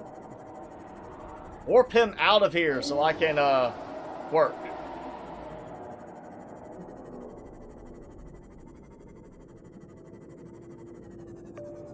Where'd you go? Alright, he got tired. I'm too fast for him. What does everybody think, speaking of fast, what does everybody think of the fact they're redoing the design for Sonic the Hedgehog, because so many people complained about the weird look they gave him in the initial trailer stuff. So, you know, very lanky legs and all that. So they're redoing the entire design without changing the release date. And the speculation is that the studio may have planned for that as being the case. Like, here's a bad looking design, so people will hate it, and then when they redesign it, everybody's gonna be like, oh, that's so much better than the first design.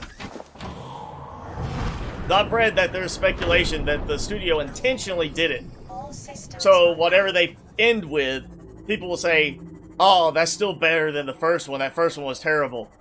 Like, yeah, we're gonna waste the money just so we, you know, to have a design done that we scrap because we know it's going to get a bad reception. But that way we can make whatever we end with look better, and we won't get complaints then. I know it looked weird, and somebody already did like a Photoshop edit where they made them look more like the game design with the big eyes, the shorter legs, everything. Like, just completely retouched it through Photoshop and made it look like the Sonic we all know from the games. Not this weird lanky leg thing that the studio came up with. Where's those deposits I had? Tell me that they're marking them now. I don't think it is. Well, there's 2. So it's not even marking like the big resource deposits, just the little ones. Yeah, I don't think the movie's gonna be good in the end, either. I mean, I know, like, besides the fact that how Sonic looked, a lot of people complained that, hey, Dr. Robotnik's not fat.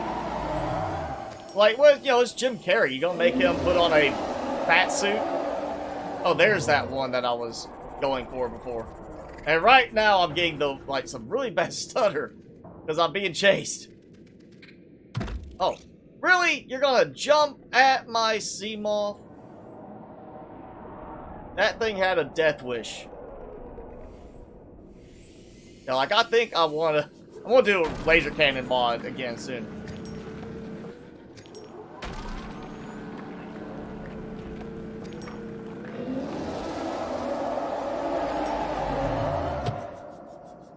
Hey. Come here! I'm taking you down, I think. If I had my cannon, you'd be so dead. I'd just chase you and blast you like the 20, 30 times it takes.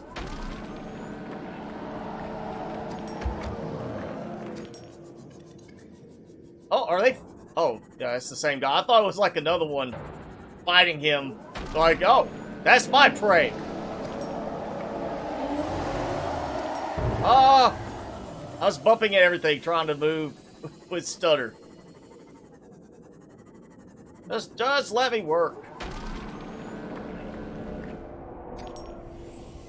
Where you at? You can't catch me. I'm too fast. Oh, he's trying. Oh, he got me. He got me. All right, whole reinforcement thing. Protect me now. Come on, I'm drilling your face. It counts.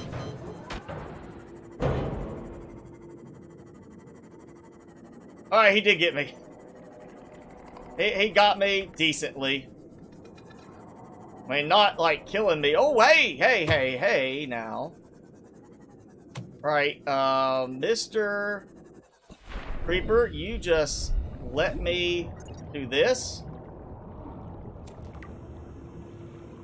I don't know what I got, but we're about to find out. Marble melon seed. Yeah, something you want to put in,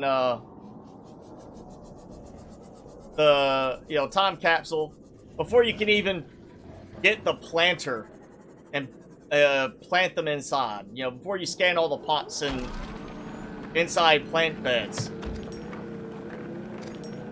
Oh, yeah, maybe they're like, okay, we listened to you.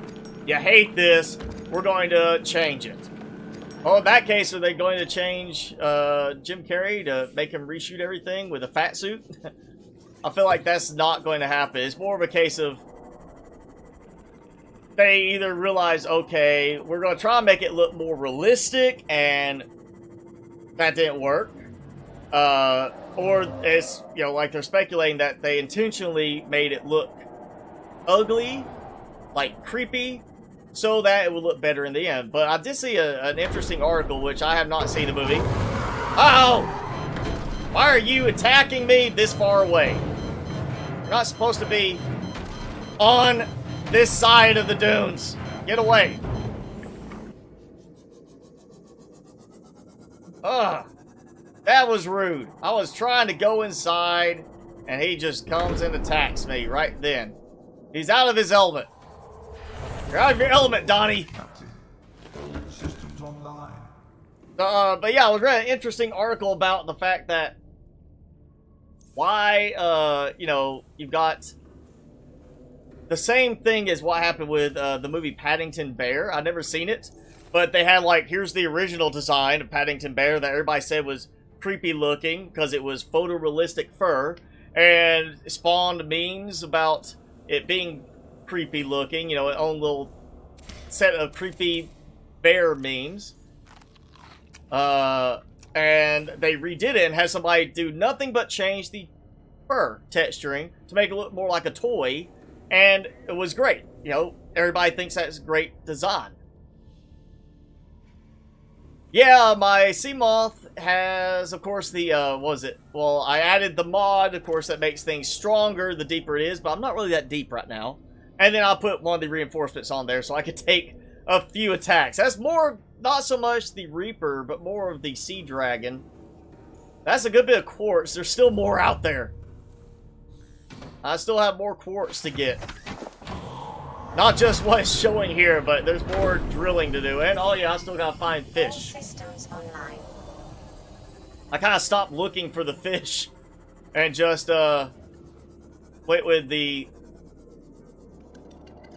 getting quartz.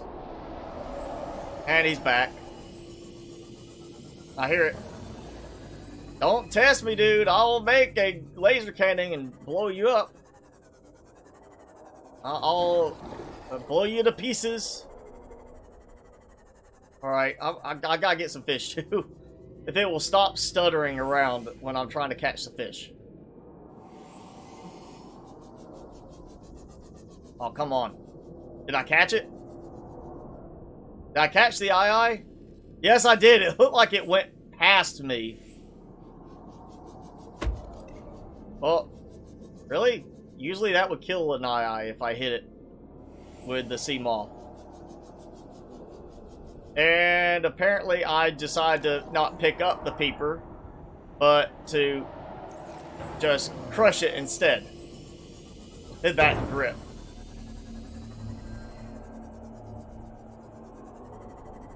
I'm here. You come here. There we go. I don't know why it decided to kill that peeper instead of picking it up. I think I still have the spadefish already. Oh, Gary fish. Wait, where you go? I got you. I wish you could do scanner room subsets, like, oh yeah, scan for fish, and then have it pinpoint the subspecies, like Gary fish. Okay, I want to specifically find a gasopod egg. So here's an egg, gasopod, and let you do that. Of course, that would add more calculation to certain things. Might be why they didn't do that, because they didn't want to get so specific that it could cause problems in terms of performance changes. We already said we have enough issues with performance at times. Oh.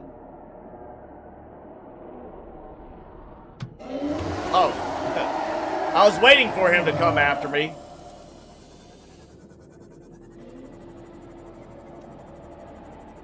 Like, he's coming this way, but he doesn't seem to be coming right at me.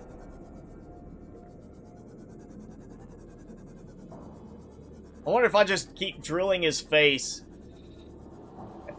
After enough times, I'm just gonna kill him. I wonder how many times that would take with the Seamoth drill module and me having to stop to go repair. I don't want to do like 20 or 30 attempts for that to happen. Be easier to just get a stasis rifle going and freeze them and thermoblade them. Even easier, just laser cannon him. Alright, I think I can't remember if I had the eyes that I needed. Why, so much easier outside of the sea moth to collect fish. Ooh, yeah, there we go. See, another big quartz crystal deposit not being marked by the scanner room. It's like the scanner room has stopped seeing the big deposits for some reason.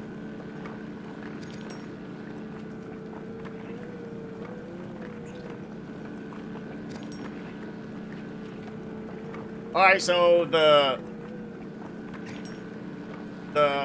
upgrade modules boost with that. I've already got the maxed out one. So it's not a matter of how, like, what depth you're actually at is what you're saying. It just works based on what module you have. I don't know, Swiftwood. I don't think the sea moth would taste good. Of course, that might explain why I've got the cave spiders coming after me too. They're obviously interested in eating something way bigger than them. That, or I'm near one of their nests, so they're trying to scare me off.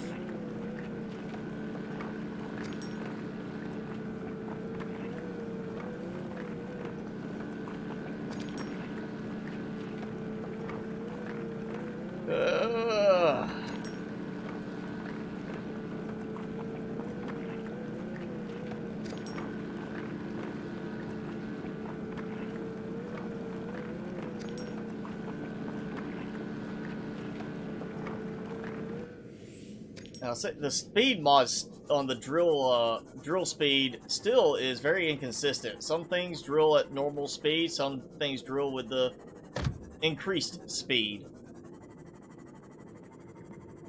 Oh god, look at all the quartz that's showing everywhere. I think that's a big part of what's lagging me right now. Alright, yeah, we're turning that off for a moment. Because that's just... Alright, give it a second to update that they're gone. And see, there's one right there, 2, 3, 4, 5. Wow, 5 little deposit spots that it was not marking on the screen. And I am inside the range. But yeah, there's a problem with the scanner room right now.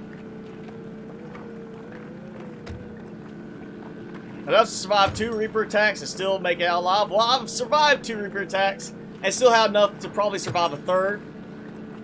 4th might be cutting it. I at least survived 2, if it's at least, and survive a 3rd, I'm sure. Oh, drill damage mod instead? Where's Bear? Okay, I might have to swap for that one then.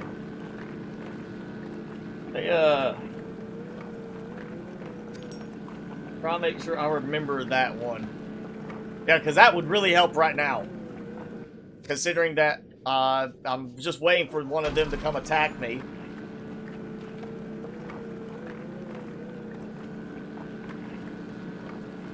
Okay, that's acting really weird.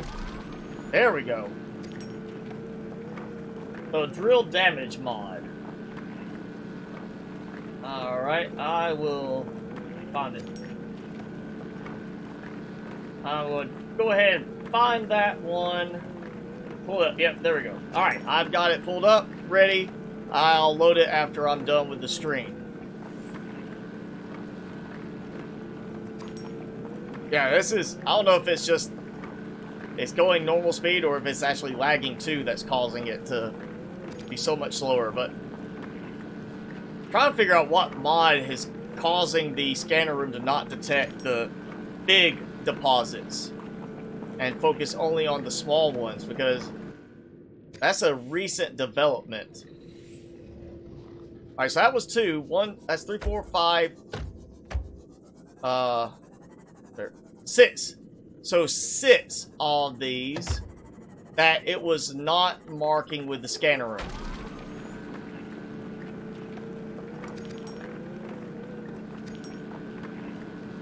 Oh, okay, so because the way you had to go about getting the drill function into the sea moth, it's not going to always work the right way because of that. But I guess you're saying the drill damage mod will work more consistently because it's modifying the core, like the drill itself. Oh, or you're saying that it alters the, not the drill, but the drillable items.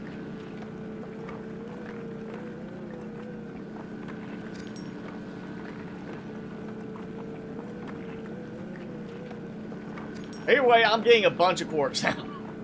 That's 6 of them. They were just sitting there waiting for me to see them because the scanner room's not picking them up. And it can't be any of the mods that I took out, because obviously they're out. I'm not using them now, and it's still doing this. Alright, so I ran out of room. I think just that one piece.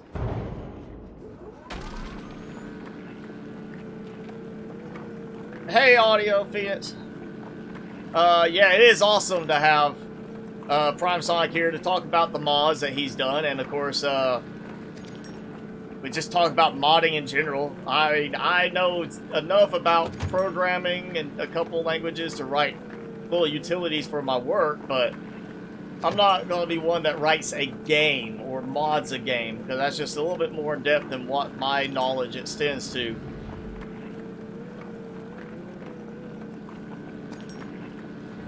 Okay. So you actually had to not just work with the drill itself, but with the drillable items in the game. What? Where are you? Get off of me. Oh, now a warper actually helped me out for a change.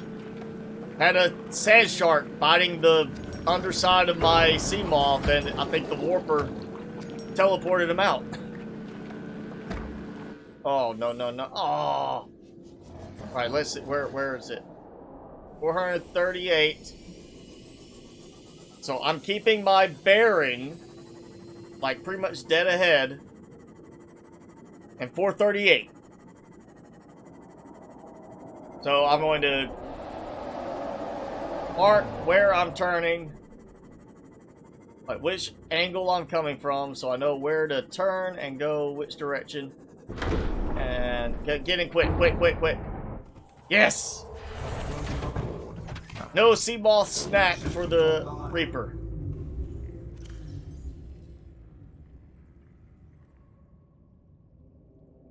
Alright, now I've got too much to dump in, so let's go We'll do fish. Well, let's look. All right, I got one boomerang. I still need another boomerang. Okay. Hoop fish. I still need another hoop fish. Only got the one eye. Oh wait. That's rotten dead peeper. That's okay. I don't need the peeper. All right, so peeper and Garyfish. So I need a boomerang and eye still. Got the gasopod eggs. Yeah, one more hoop fish. One more eye. One more boomerang. Alright, that's my next focal point, is the hoop fish, eye, and boomerang. Let's see, I don't have room. I was tossing in here with the other extras. Oh, but it's all the, wait, ooh. Yeah, I shouldn't need any of these. Yeah, whole fish, hoverfish, I don't need them. That's outside what I'm going to do this. Alright. Need to get new pants, Prime Sonic. I'm sorry, did that Reaper scare you? But thanks for hanging out with us today, Prom. We'll see you next time, hopefully. Alright, I came roughly about this angle. Me. Hard to tell. I don't have a backup camera on this like in the sea truck. So, about this way. Go look for the other one.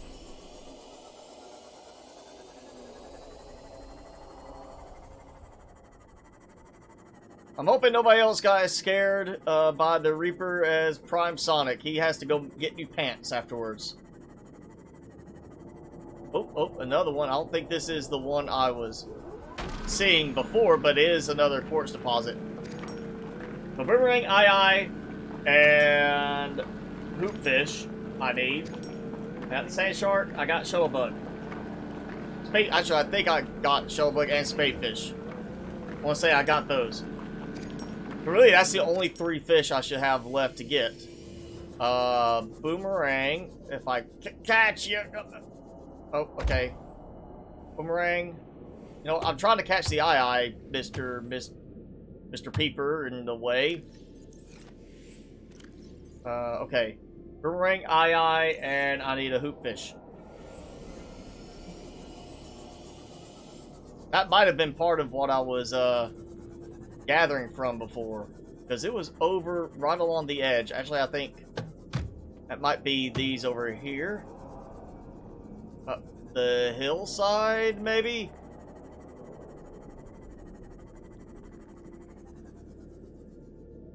Ah, so much stuttering. I think it's also still with just the creatures in the area, and the fact that I'm looking in the general direction of my base. Maybe up this way. Yeah, when you play Subnautica for a long time, you get used to the Reapers. That's why I'm like, I'm sure some people are new to the game are like, he's just sitting there being chased by the Reaper, and I'm like, I'm basically being like a bullfighter. I'm dodging the Reaper as he goes by, and then I started going back to drilling again. Until I hear him trying to come after me, then I dodge him again, go back to drilling.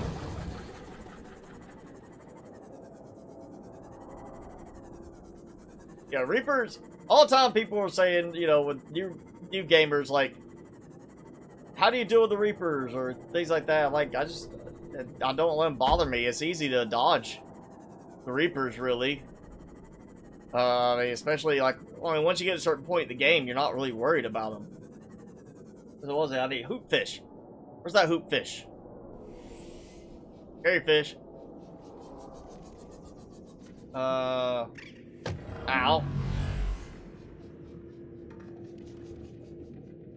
Alright. Looking careful. Oh, do I have it? Hi, yeah, come here. I think I got him. I'm checking. Sometimes it delays so much on picking them up that it looks almost like they got away.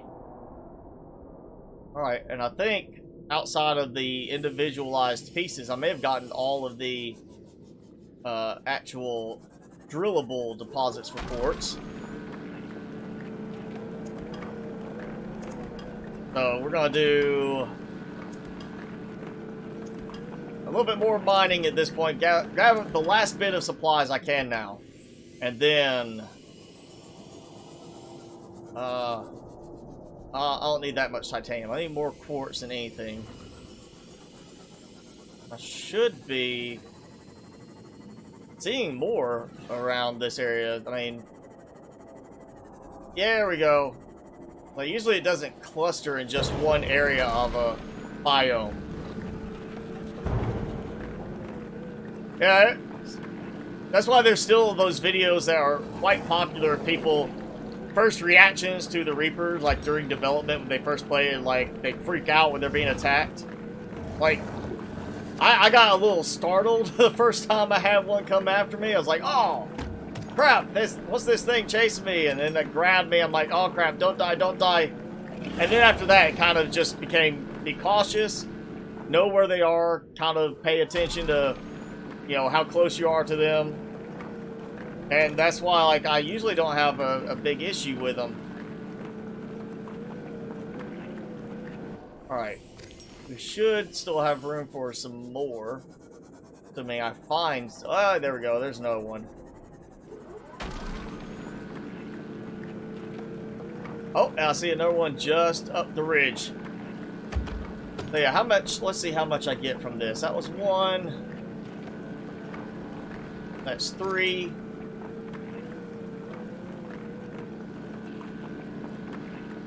That's 4. That's 5.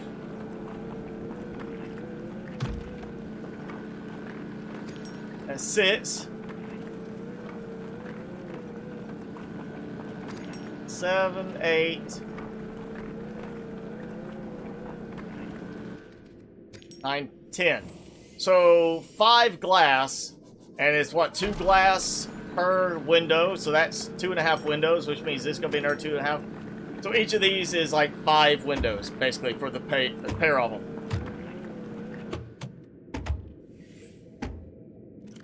Okay, no room. I can correct that.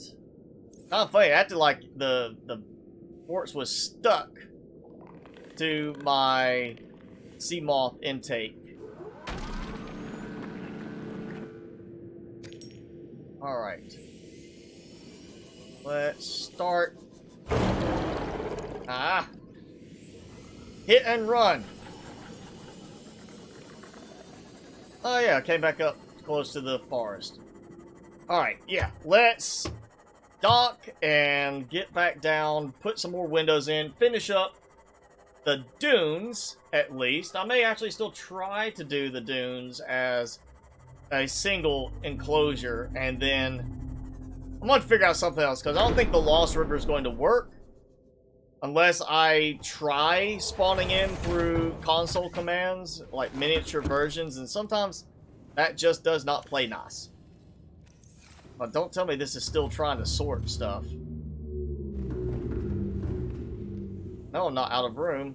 Am I? Oh, crap. I'm out of room. I have run out of room for quartz now because of everything else that I've got. This is why I did take time at one point to dump, you know, all my titanium and such into the storage at the base as opposed to just keeping it in the Cyclops so I'd have more room.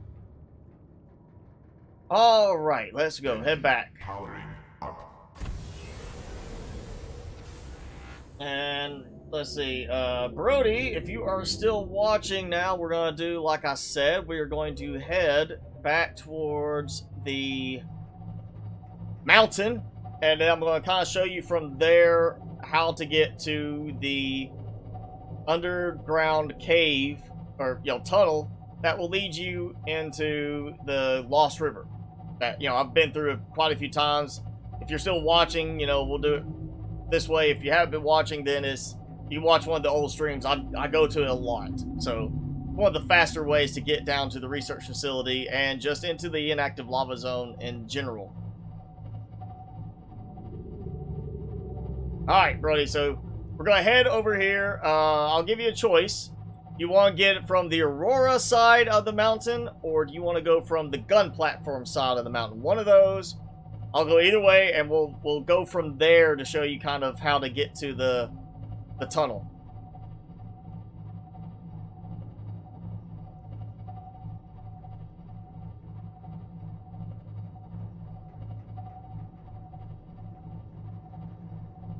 With that much quartz, I should be able to get a decent amount of windows. It's not going to be a lot, but decent amount of windows still.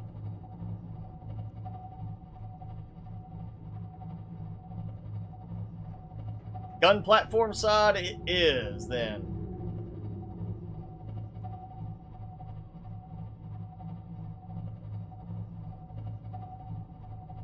Really, I think this is probably the easier way if you're not coming through the bulb zone. This is probably an easier way to get it because it puts you more in a direct line with it. And I think you only have like really one Reaper that stays close to the area you're going through. And that makes it a little bit easier.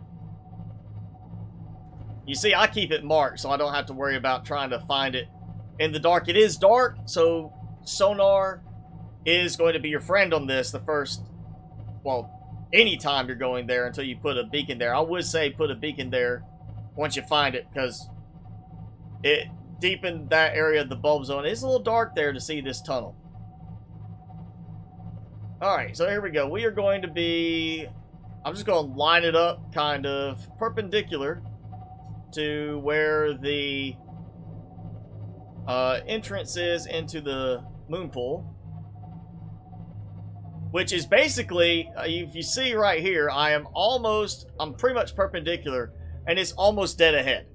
800 meters, well, you know, direct from here. So let's get the sonar going. My power is still going to have to go up a little bit more. And we'll go.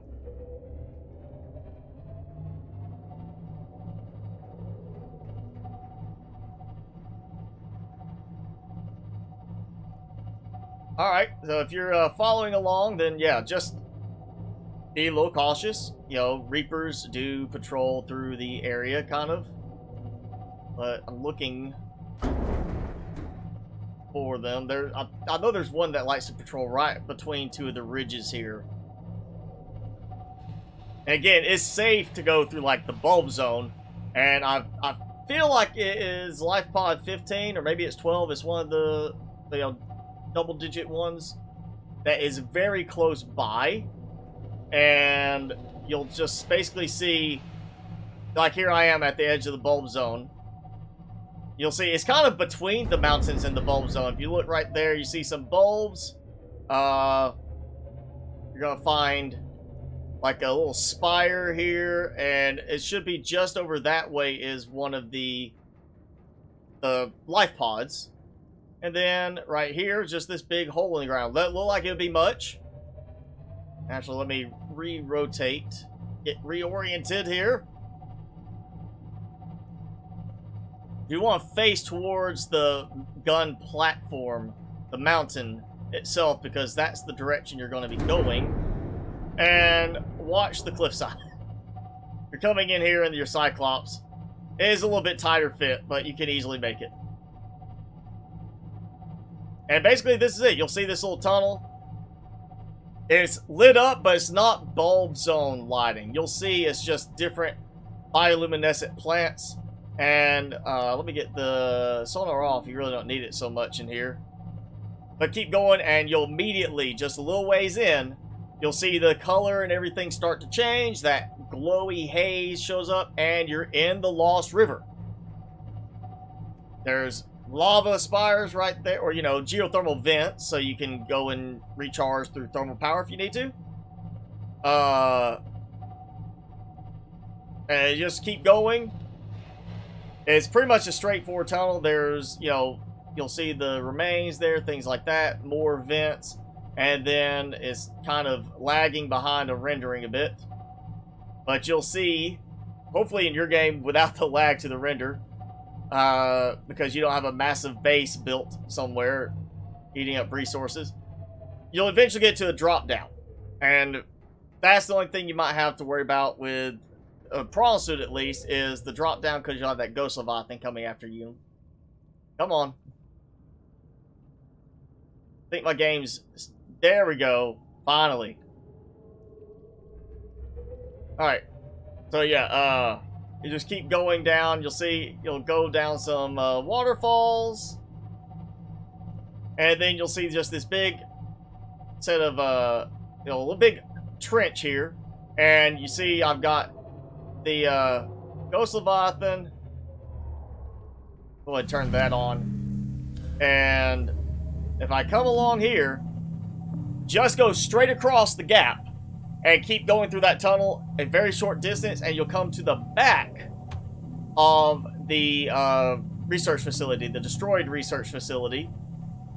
And if you go straight down, which easy in the prawn suit, just drop if you got enough depth module for it, you'll come up to the inactive lava zone tunnel.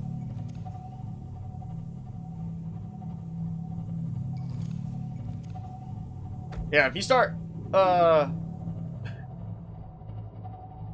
building big, you'll see that terrain just really kind of slow in loading, especially like how it's doing for me. Ceiling squid, your laptop fan blows up on below 0. Yeah, it's definitely not something to turn your graphic settings up on a laptop, I would say, because it's much like this. It runs hefty on the CPU.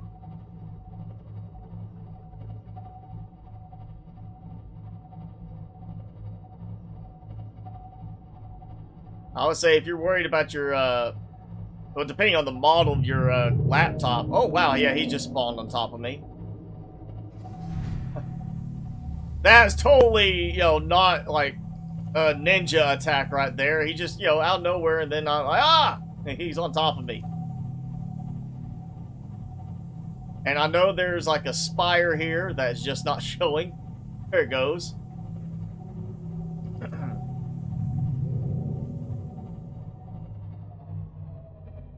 Alright, I've got to make sure that my stuff is recharging now, because I'm starting to wonder if if my Cyclops is not recharging for some reason when I'm in here, and it should be.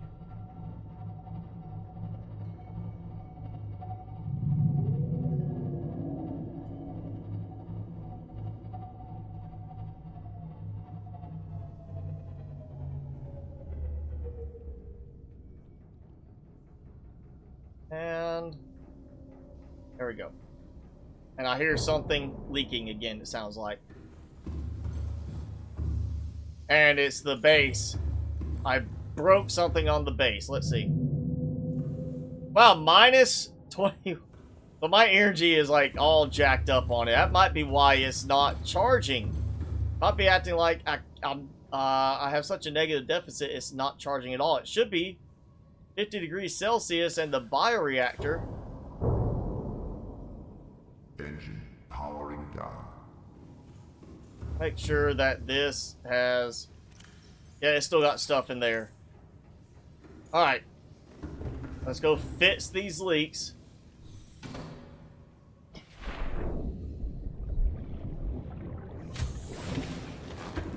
That is definitely a new problem. Why is that suddenly an issue with me bumping into this?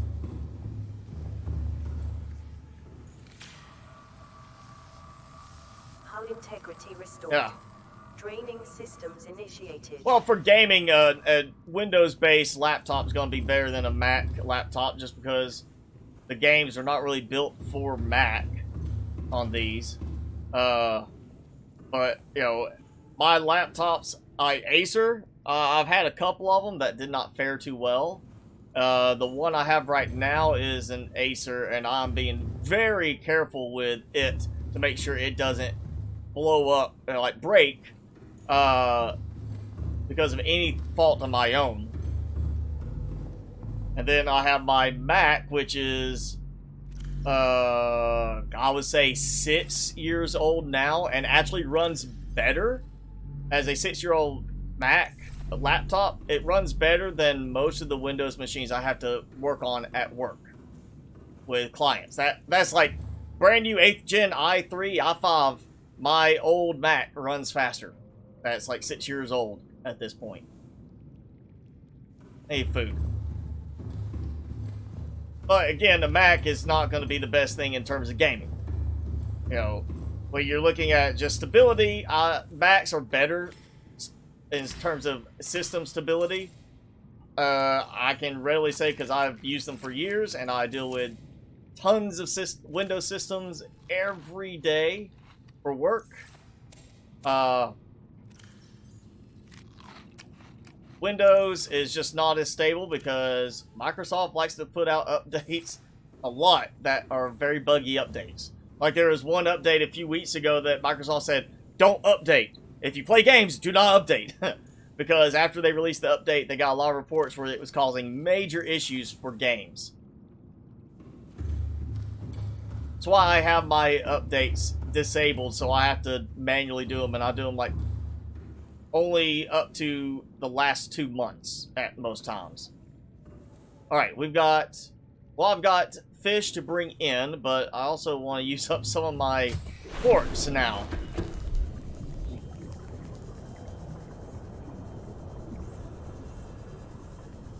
Where we go? That, yeah. This is the one that was not finished. That I ran out.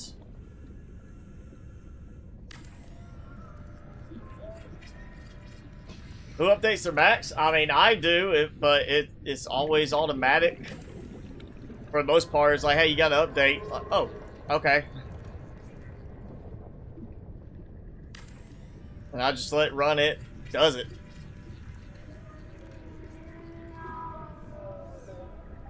Plus, being an IT person, I work in IT, I don't mess things up on my computer. I know better than, I would say, 99% of the population when it comes to things you should not install on your system. So, my i7 runs way better. Even though it's a 6th gen, it runs better than any of the 8th gen i7s I've had to look at. I've got, brand new custom machines that I look at when they get it for work, and it's like, how is this an i5 and it's running this badly? Because they've added so much garbage to it on top of what, some of the manufacturers like to add in, and Microsoft included. But yeah, as you start installing a lot of crap stuff on it, your own garbageware, you can take a 8th gen i5, make it run like a Celeron, and I've seen people do it. I've had to clean people's PCs because they turned their i5 into basically a Celeron.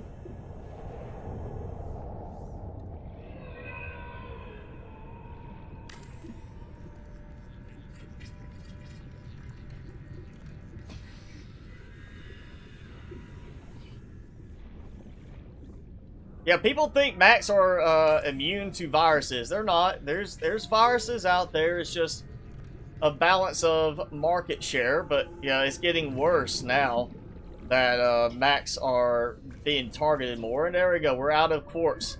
All the quartz that I cleared through my... Well, I'm saying I'm out. Let me make sure. I might be out because of distance. Yeah, okay, I'm getting out of distance from my storage, and even though I'm still by the base, I'm out of distance from the Cyclops, which has all of the quartz on it right now.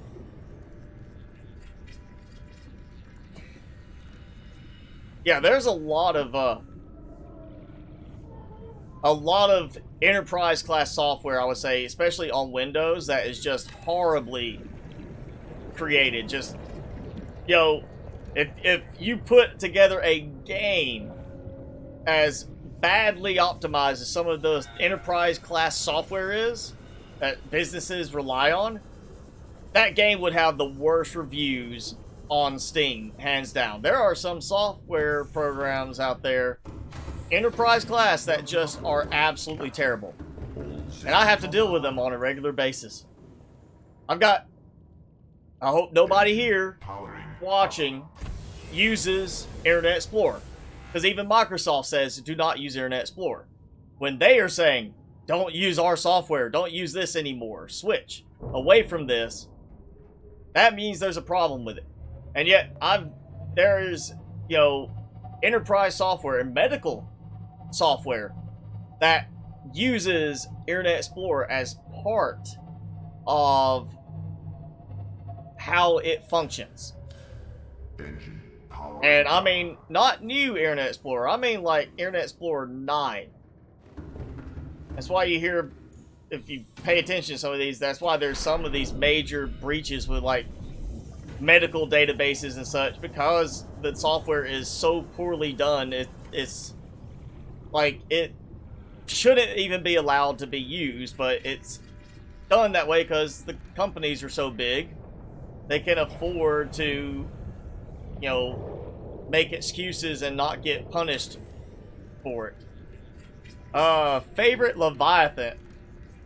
I don't know. I mean, they all attack me except the friendly ones, so I guess the friendly Leviathan is my favorite because they don't try to kill me. They don't try to eat me. You know, they want me to play with them. So, I mean, I don't ever sit around and play with them, but, I mean, at least they're not trying to, like, bite my head off.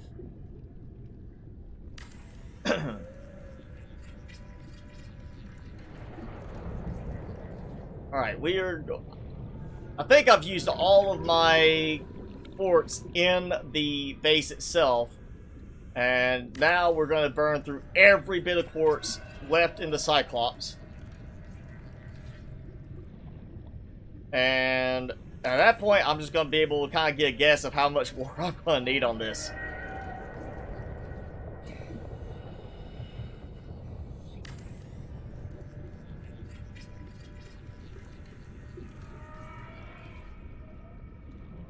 Alright, I'm just keep going. I'm at 300.1 hull strength, and here we go, less. You see that lag as it is deciphering, or, you know, calculating out the new change to the hull strength total. I think even I think if they just integrated like a little spreadsheet to track every element, it would run a little faster than what it's doing right now for calculating hull strength.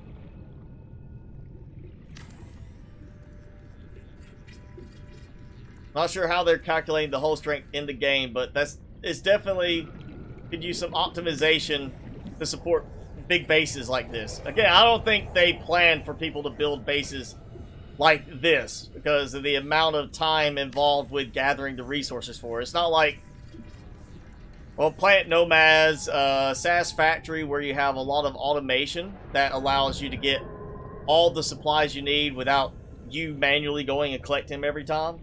Meaning that you have a lot more supplies to use for big builds. Those, the devs kind of have to plan for at least building up to a certain point, or at least should plan for that. And I think really any game building like this sort of stuff, even if it's all prefab, the devs should plan for people to be like, you know what, I'm not satisfied with this little base, I'm going big. How many times have I been killed by a Reaper? It's been a while. I think the most I've ever been killed by a Reaper was when I was doing my tests on the survival blade versus the thermal blade. And I was doing like tests where it would... I was trying to maximize it, but I didn't use the stasis rifle originally, and then I went back and did it. But in terms of normal gameplay, never really a problem for the most part. Usually if I'm being attacked by a Reaper, it's inside the sea moth, so they, you know, if worst case, they might destroy the sea moth and I get away. Always have your sea glide with you so you can swim faster that way. Be ready to jump into a cave, or, well, swim into a cave. Oh, transferring items to auto sorter. So I'm finally using up enough stuff in terms of my quartz that the auto sorter was able to dump everything out. And that means I was able to get more stuff from the sea moth. You know, the items extracted from the sea moth. And that means probably still has stuff in the sea moth too that need to be extracted. So I may still have a good bit of quartz left. That may have been why it was acting like I had no quartz before, because I was just getting out of range of the Cyclops. And of course I have no quartz in the base. Welcome aboard, Captain. Maybe we'll just do it this way. Make it easier. Just go inside and build everything. Not this one. Yeah, this one.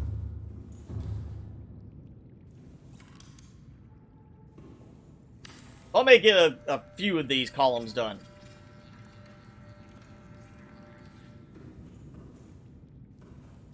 Your birthday's coming up, Ceiling?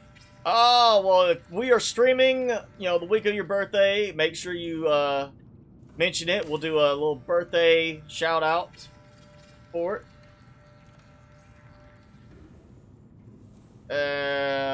Now the stuttering is getting real bad. Oh, hi Charlie. How's it going? Favorite Subnautica creature? Oh, Cuttlefish. He's so cute. Honestly, I would say, from ignoring the annoyance standpoint that they have, I like the look of the crab squids. In terms of visual look, I think that they have some of the most intricate detail to them. Like, you look at Sand Shark, much plainer looking because of the idea of like the underbelly and the, of course, big plates on their back kind of thing. The stalkers, are going to be more of like either fleshy skin or a scaly skin, but smaller scales so you don't see them. So it's really kind of more of a plain texture. But you look at the crab squid, you see the whole inside. It's very much like a see-through squid, octopus, jellyfish type look to them. And the big head always makes me think of Mars Attacks aliens. Alright, let's put the habitat builder away. That helps a good bit in speed. Alright, we got that one done completely, I believe. And I'll be taking some of the hatches out eventually. Let me double check and look. Yeah, okay, so we're gonna go with, I think that's all of it. Yeah. We're gonna go with this one now. There's the ghost ray. There's the jelly ray. Well, then of course you have the red lava manta rays. But blue, you've got either the ghost or the jelly, depending on which area you're talking about. And then,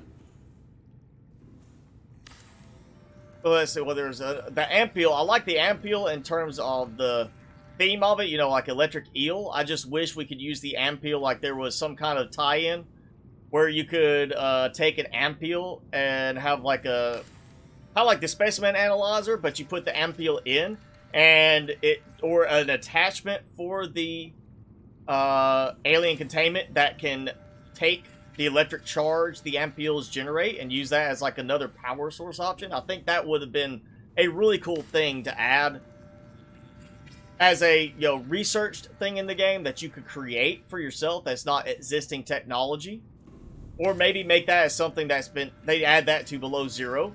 Because that'd be kind of cool if we could have a creature that you put in, and it slowly wears itself out, like kills itself.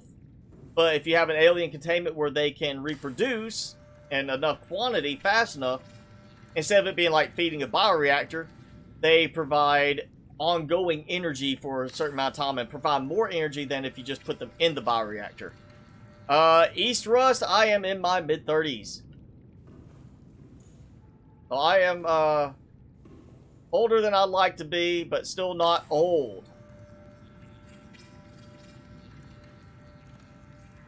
So my hair is starting to turn a lighter shade than I would like it to be.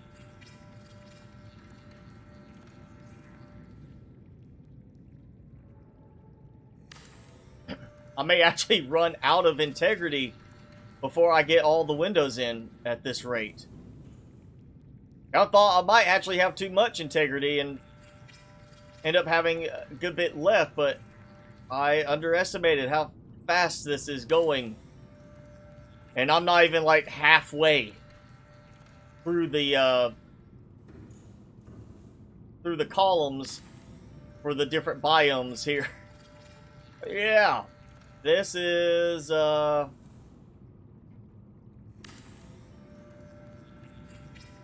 may have to find another spot to add a bunch more reinforcements. I do need to go and still do with the ion cube generator. I need to add the bulkheads I was going to add. I want to make sure that feels like it's a, you know, built for isolation in case something goes wrong type of thing. Okay, we're not building on that because that's got stuff on the wall.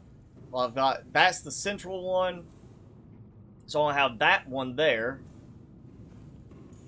And then I've got this one, and then I've got that one, and I'll be basically half done on this. Maybe I have enough for finishing up at least this stack right now. And remember, you know, whenever we finally call it quits on this season, this series right here, the live streams with the big base building, I will be making this available as a download. I'm not sure what size the game save file will be, but I will be uploading it for people to be able to download and pull into their own game and play. Of course, the suggestion will be to make sure you get all of the mods added to your game before you load it up, because without the mods, you're probably going to see some problems. Oh. Yeah, stutter. Oh. By the time you were my age, I take it, Swift, that you're a little bit older, and you lost 75% of your hair. I have fortunately lucked out because it should have been by this point based on, at least, you know, they say baldness comes from your mother's side. Her father, bald. So I was expecting to lose my hair before this. Instead, it's just changing color, which is fortunate. Of course, now they do have more advances in restoring hair. I just still have the luck that I can always just go and, if I want to, get it recolored. One of my teachers in school, it's bad, I got to see a picture of him. He was at 20 and half bald. That his hair loss set in so quickly. He was like 20 years old in college, half bald already. I was like, at least I'm not going to end up like that.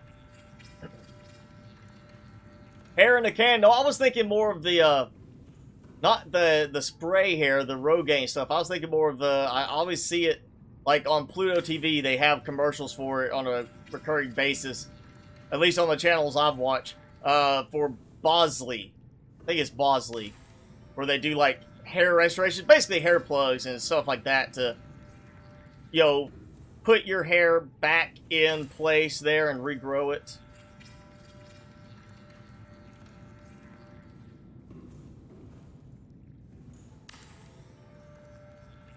Will I be playing Empyrean again? It depends. As it stands with Alpha 9, I'm not playing Empyrean in Alpha 9 because I cannot stand Alpha 9. Every time, you know, Empyrean has problems. It's had problems. Even every Alpha update I went through up to 9 had problems, and there was things that were frustrating.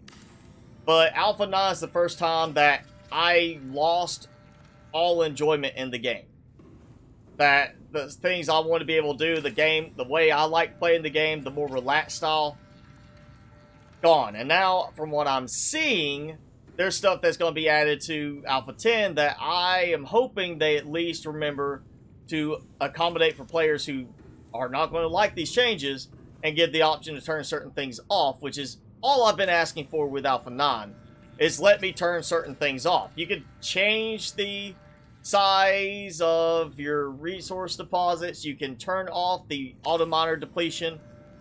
But they have not given the option for turning off things like the reputation system. If you don't want to deal with that, you just want to lock it in. Where Polaris are your friends, Xeris are enemies, and as long as you don't attack them, the Talon will leave you alone. If you just want to do it that way, keep it simpler, and not have to worry about every little action you do having an effect on some faction standing, that should be in there. I would rather have the ability to turn that off, and I'll be fine. I mean, I'm glad they realized, after so many people complained about it, that they needed to make it where you could turn off the weight volume system, because that was just a horrible implementation, in my opinion. Yes, there are restrictions in games for how much you can carry, but that was horribly limiting in the way they did that. And made it just unenjoyable. I hate the new inventory management system. Mainly because it actually does restrict your choices a bit. Like, you can't put stuff in the constructors anymore and keep them in internal storage. That should have been the default. Maybe reduce the internal storage, but keep it where by default you still put stuff in the constructors, and then you can choose to tie it to a cargo container if you want. There's so many things that they did that is basically, they forgot it's a sandbox game, and you're supposed to be able to play your way, and gave me no choice in certain aspects of it. And it went from being a fun to play game up through Alpha 8.5 to Alpha 9 and up through Alpha 9.2 when I was still playing it, to be every time I played, I walked away with a headache. A physical headache from playing Empyrean. And it's, that's one thing that, you find a game frustrating, it makes you want to stop playing another game. I've had games like that, like, oh, this is so frustrating, forget it, I'm just going to go play this. But Empyrean put me at a point where when I stopped playing it, I didn't even feel like playing anymore. I just wanted to shut the computer off and go sit on the couch until my headache went away. So, unless Alpha 10 goes back in a direction that I find favorable, I'll probably never return to Empyrean, because I see Alpha 10 as being... Have they learned from what people complained about in Alpha 9? Yes or no? Thank you for subscribing, Ceiling. And yes, Electronic, there is lag, but it's not lag in the video, it's lag in the game itself, because of how much I have built in the game. I've already had somebody ask about this earlier, and the game itself, the gameplay on the stream is not lagging. It's just simply the fact that the game overall is lagging every time I build something, because this is an unusually big base. So let's see. Let me make sure I've got everything finished on this section. I believe I do. I'll swim out in a moment and look. And yeah, I'm still in range, so I can build on this one.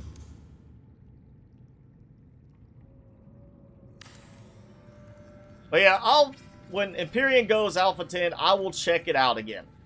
I will see what I think about it. I will probably just start a brand new game and give it a try from scratch, and it'll be a case of, do I find it fun again? Yes or no. And if I don't find it fun, I'm not going to play it. I don't want to play games on stream or on video that I'm not enjoying myself in, because if I don't enjoy it, it's not going to make for entertaining content, because I'm just not going to be having a good time with it.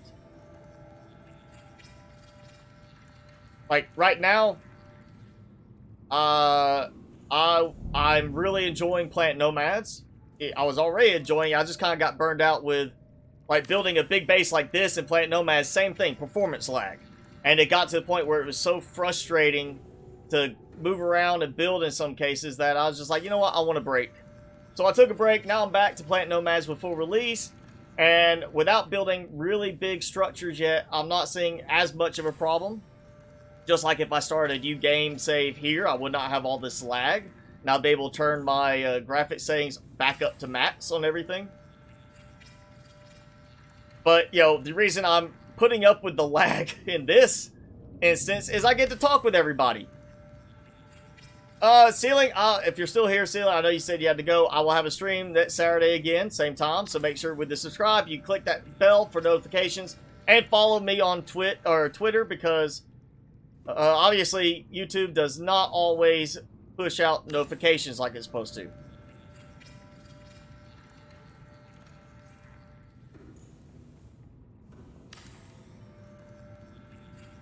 But, you know, any game you play, you gotta enjoy it. It's gonna be subjected to what you like.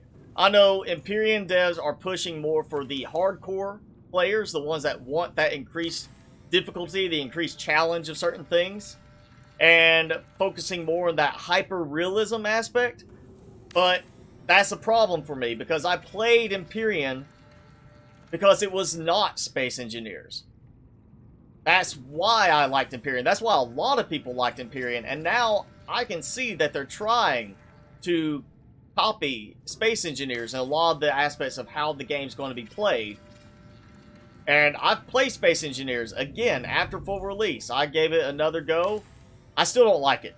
But there's a lot of people that love that game because of the building, because they like the hyperrealism. They like the difficulty in getting things going. That's not me. I feel that's just too much extra stress, and I'm playing the game to just relax and enjoy myself. And it's frustrating when you're like 3 hours of gameplay and I've got this one little tiny base platform going. You know, 3 hours in this stream and I've got all these windows put in. I've gathered a good bit of resources. We've got pretty much almost everything done in terms of the containments for the zoo. Now, I think I'm going to take a pause real quick to go and get my, get more ion cubes. And we got the ion cube generator built with the new ion cube generator mod that Prime Sonic and FC Studios, I think he said it was, put together for us. If I can find my way out. So, you know, 3 hours of gameplay here, I've gotten a good bit done. 3 hours of gameplay from the beginning, very start of this game. You get stuff done. You feel accomplishment. I don't get that with Space Engineers. But a lot of people like Space Engineers. So I'm not saying it's a terrible game. I do think that they should have incorporated their tutorial stuff into the game better. Because first thing I got when I went to it full release was, oh, did you want to learn how to play the game? You should check out one of our tutorial videos. And the video links send you out to YouTube. Or not YouTube, I think it's just a Steam page for it. But yeah, it's basically like, here, you should check out the tutorial stuff. And it sends you back out of the game. I feel like that's a problem. You know, in terms of just the game design, you don't want... It's the same thing as like designing a website.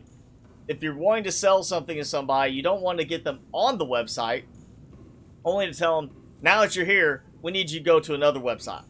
But come back. That's not a good practice in marketing on websites and getting sales. I don't think that's a good practice to have in a game. Like, yeah, the game may be complicated, but that's why you, as a developer, should put more effort into building a really good, in-depth tutorial system for it. Not, okay, now that you're in the game, leave the game and go watch these videos, and then come back. So that's my big gripe about the way Space Engineers is set up. One of the reasons that I was really like, okay, I'm not going to leave the game now that I'm in stream to go watch these videos. I'm going to play the game and just try to figure it out. But building mechanics-wise, you've got a lot of capability in Space Engineers, which is why a lot of people apparently don't even play it for the single-player stuff, the scenario stuff. They play it for simply building vehicles in a creative mode type thing and experimenting with that, which some people do that same thing in Planet Nomads. There's nothing wrong with that. Planet Nomads is definitely geared towards building capabilities. It gives you a lot of modularity, which is why a lot of players like it too, in terms of the building mechanics. Because you can sit there and say, I'm going to take this like a winch and use it to create an open and closed garage door, which people have done. That's, to me, gives way more creativity to the player, ourselves, than something like this. Like, here I'm trying to make a theme of a zoo, but it doesn't really look like a zoo. It's not one big building where you have all these enclosures inside. It's just different stacks.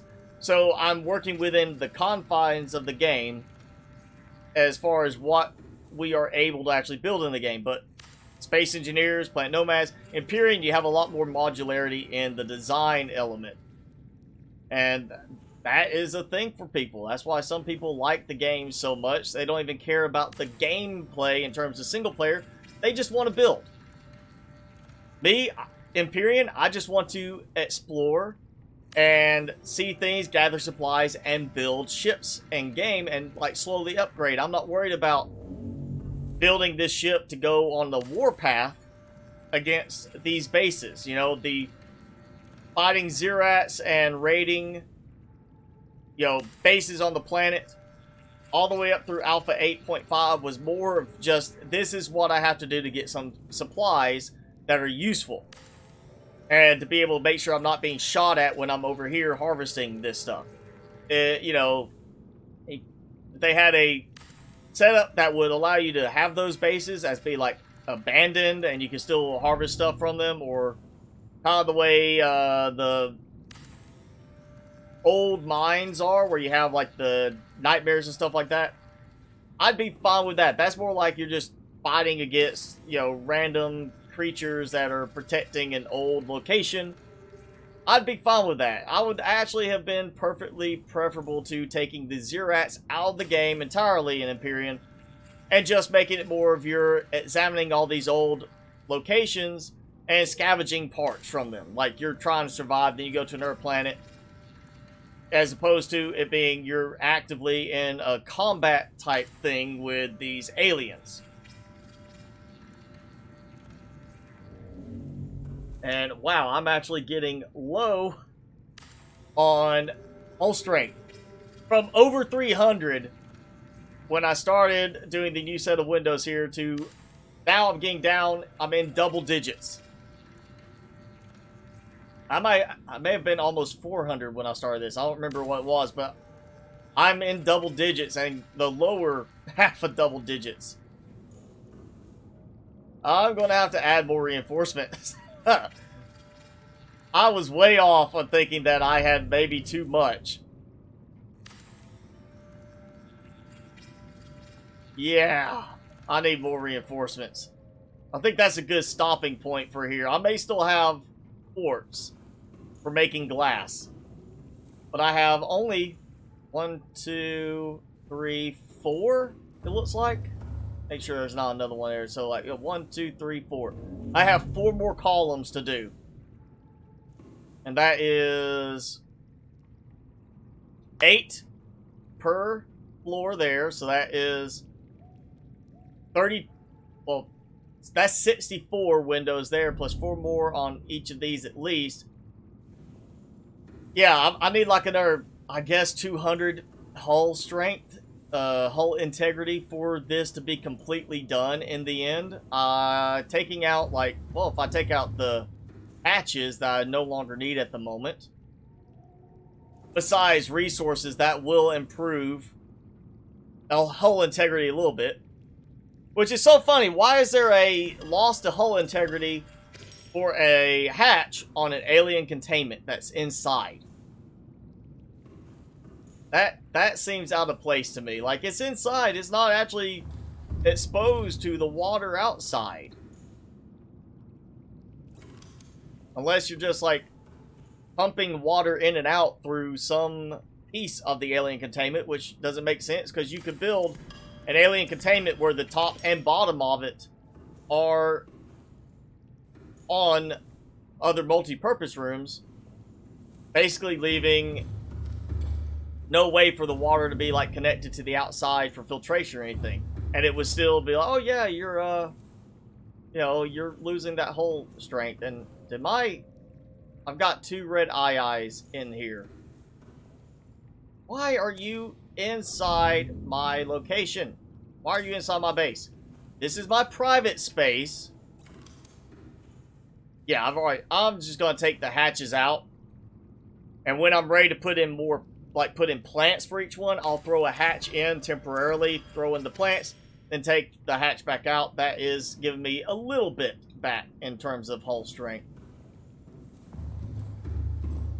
Alright, let's do a quick look, and then I'll do a full fly through before we end, and I missed one. This is why I said let me do a quick look. Alright, there we go. So many windows, so many containments. Alright, let's get a little distance.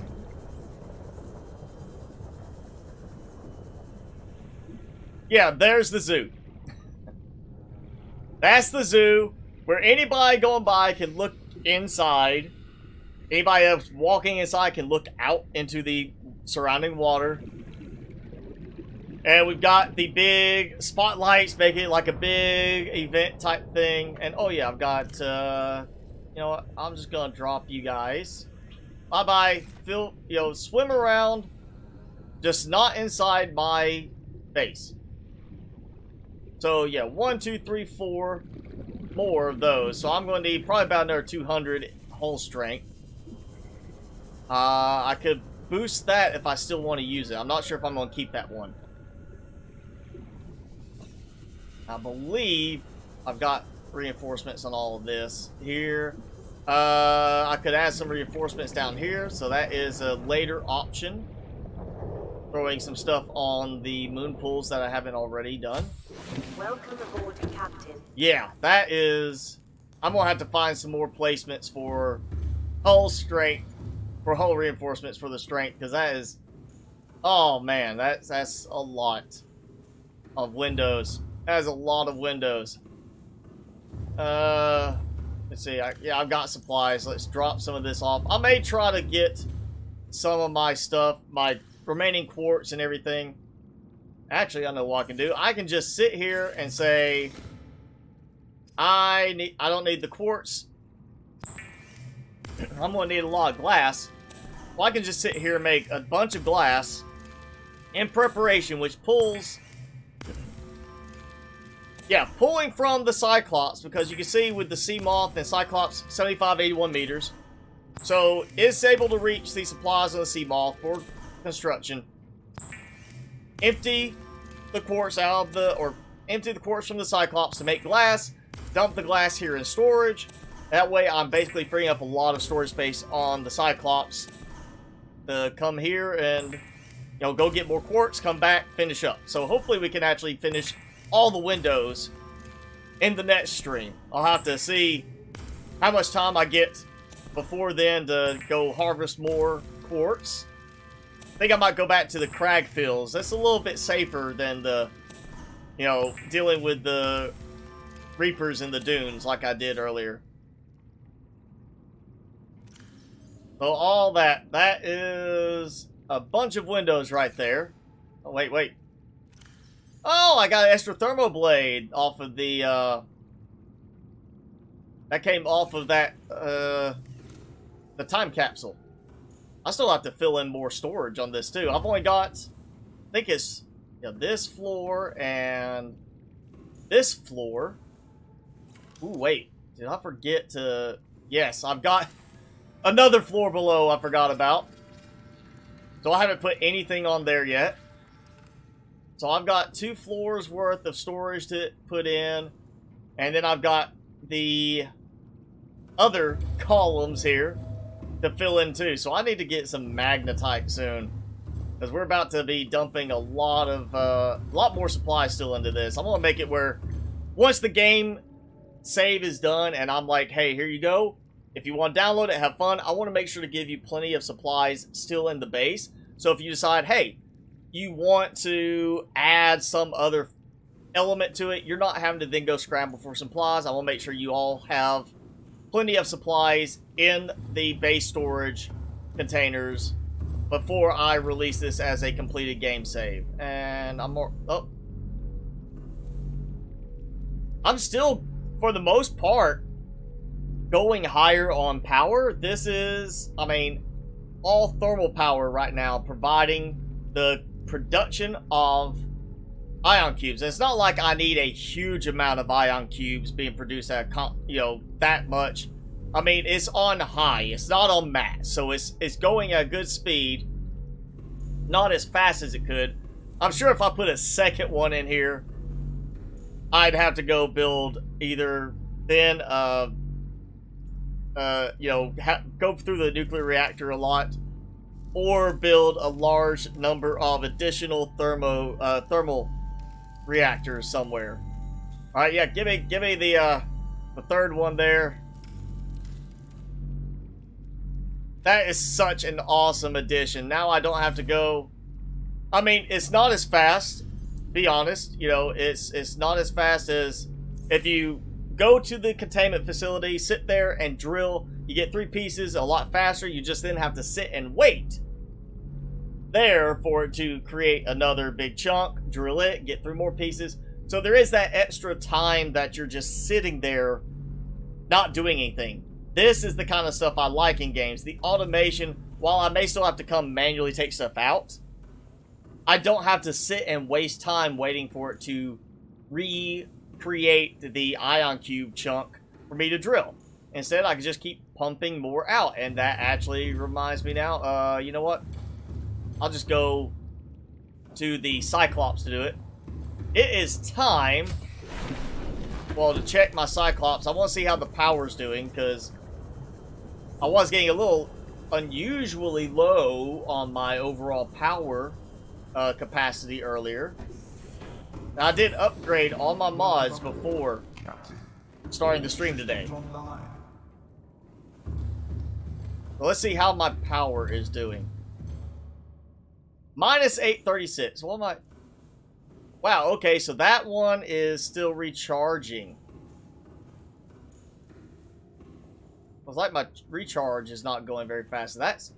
Alright, yeah, I'm about to make... Yeah, no, 50 is enough. That's enough.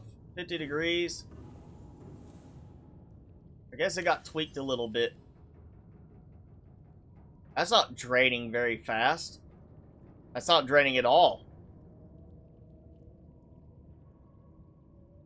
I mean, it has drained. It's just not draining right now to produce anything.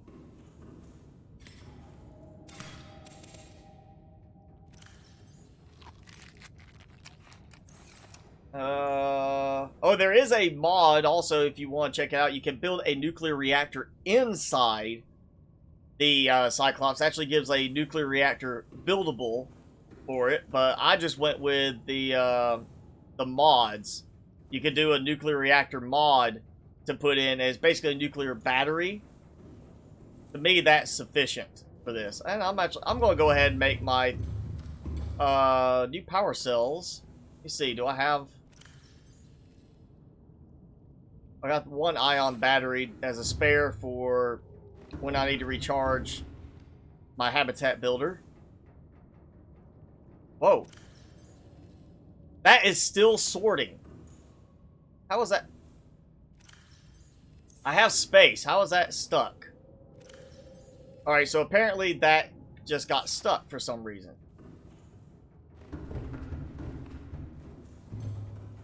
That's odd.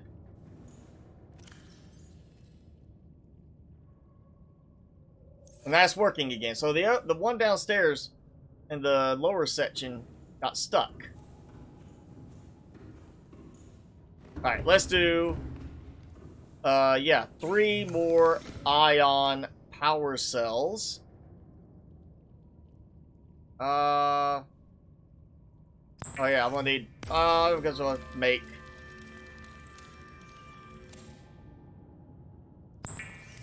Actually, I should have enough, I would think, based on the cells or the cubes I've already added, and the you know, requirements for the other stuff like silicone rubber and everything. I should still have enough for that. Let's do the shortcut way with the easy craft.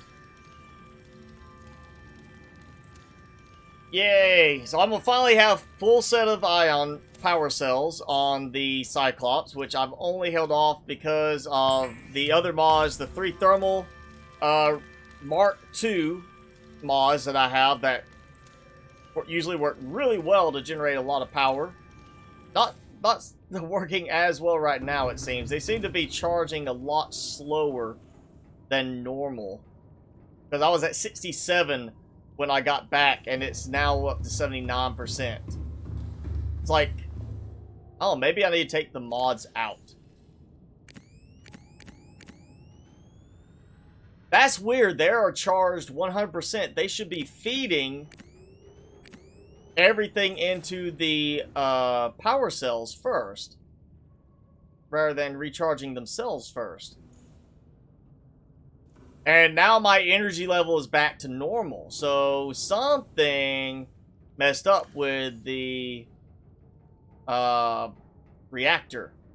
Maybe it's something with that too. Let's take, yeah, engine efficiency, do that. I can't take the other one out. We're gonna swap these. That will help. Sure, with maybe fixing whatever's bugging right now. And that's still charging really slow. Slower than it should be.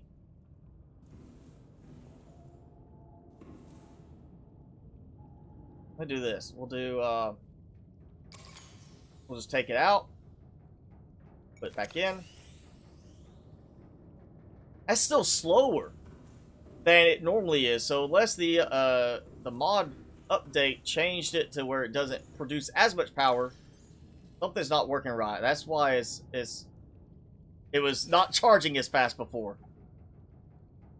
Alright, we've got...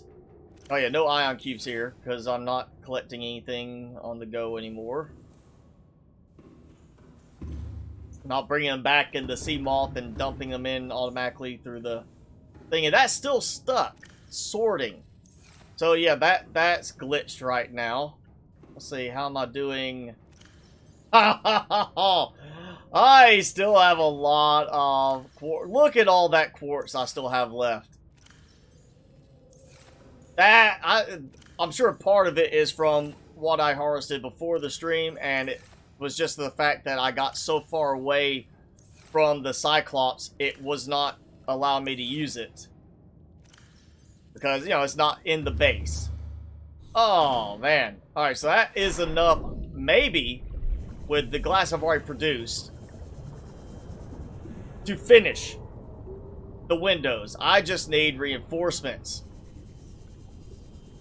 Because I need hull strength. Yeah.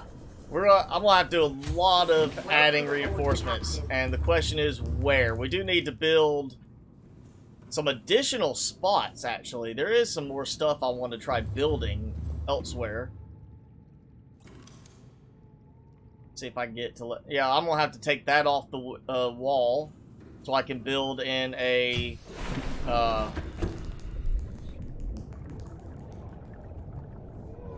build in the corners.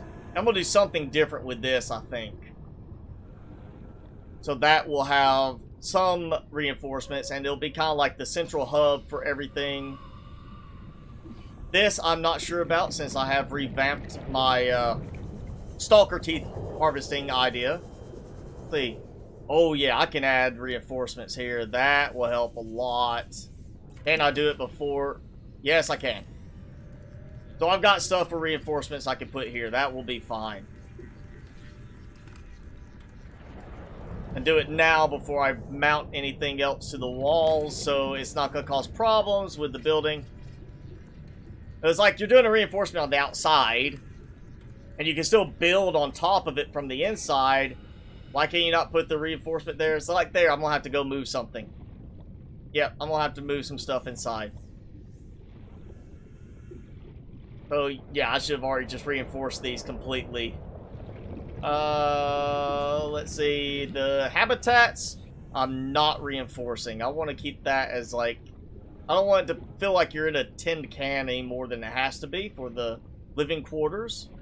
All that's fairly done except for the inside. We're gonna do the other thing I've been meaning to do. We're gonna build a bulkhead here.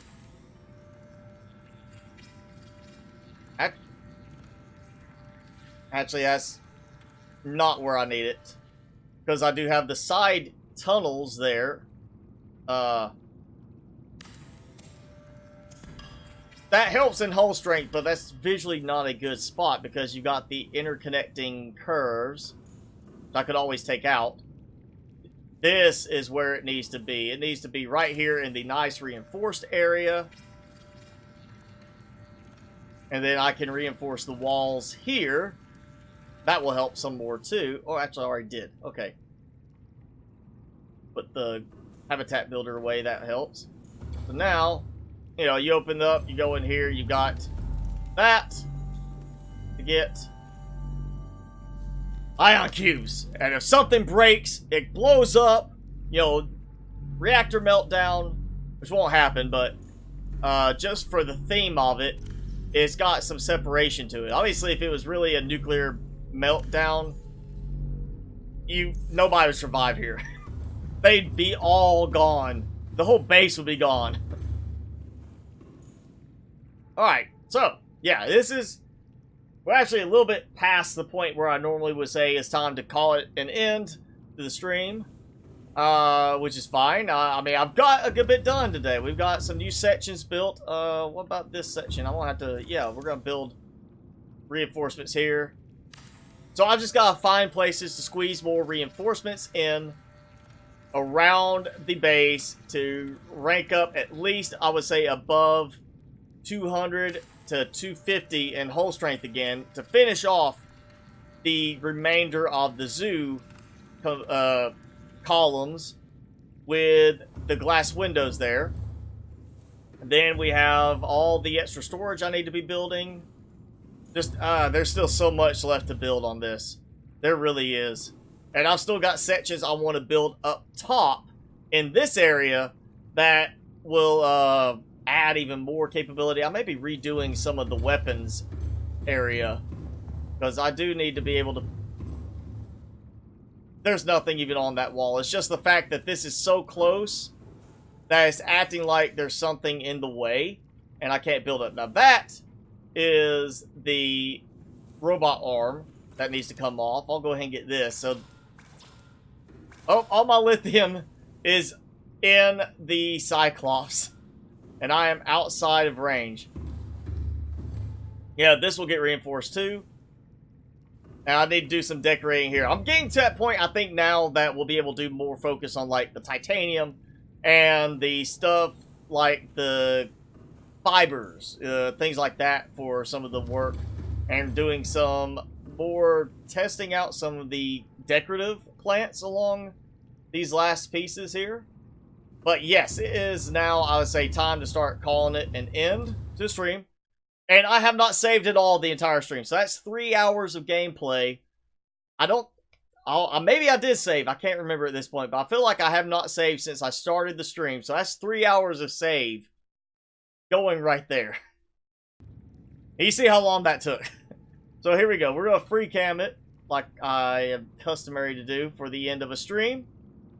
And that is with almost all of the glass done. Let's go ahead and do that. Get a good screenshot for it. We are close to finishing. So yeah, that is just 1, 2, 3, 4 pieces left. 3 floors, or 2 full floors and 1 partial floor in each. That's all we've got. We have the new ion cube generator area there, which works. We've got the extension here, which makes this like the central hub. We got our scanning room. I might move that again somewhere else, end up taking that out. Don't know yet. Got to find something to build in this section. I definitely want some kind of thing branching off of here and going over this way, and then maybe doing something more like that here where we branch out this way and go here. So we have 2 top-size sections, and then have this maybe either just come out completely or build something else off of this, like not more storage, just some other thing. So I'm always open to suggestions. If you are, you know, since we're ending the stream now, watch this later, add a comment on the video if you have ideas for maybe what to do in this section. I tried my Stalker farm location. It did not work so well with that. And also ideas for the top side. We already have living quarters, which I can expand further up if I want. We have food production with edible plants and fish. We've got outside plant garden. We've got a weapons and research facility area. We've got storage. We have got sea moth docking, prawn suit docking, observatories, cyclops docking.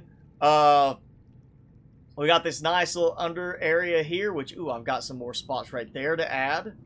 Reinforcements.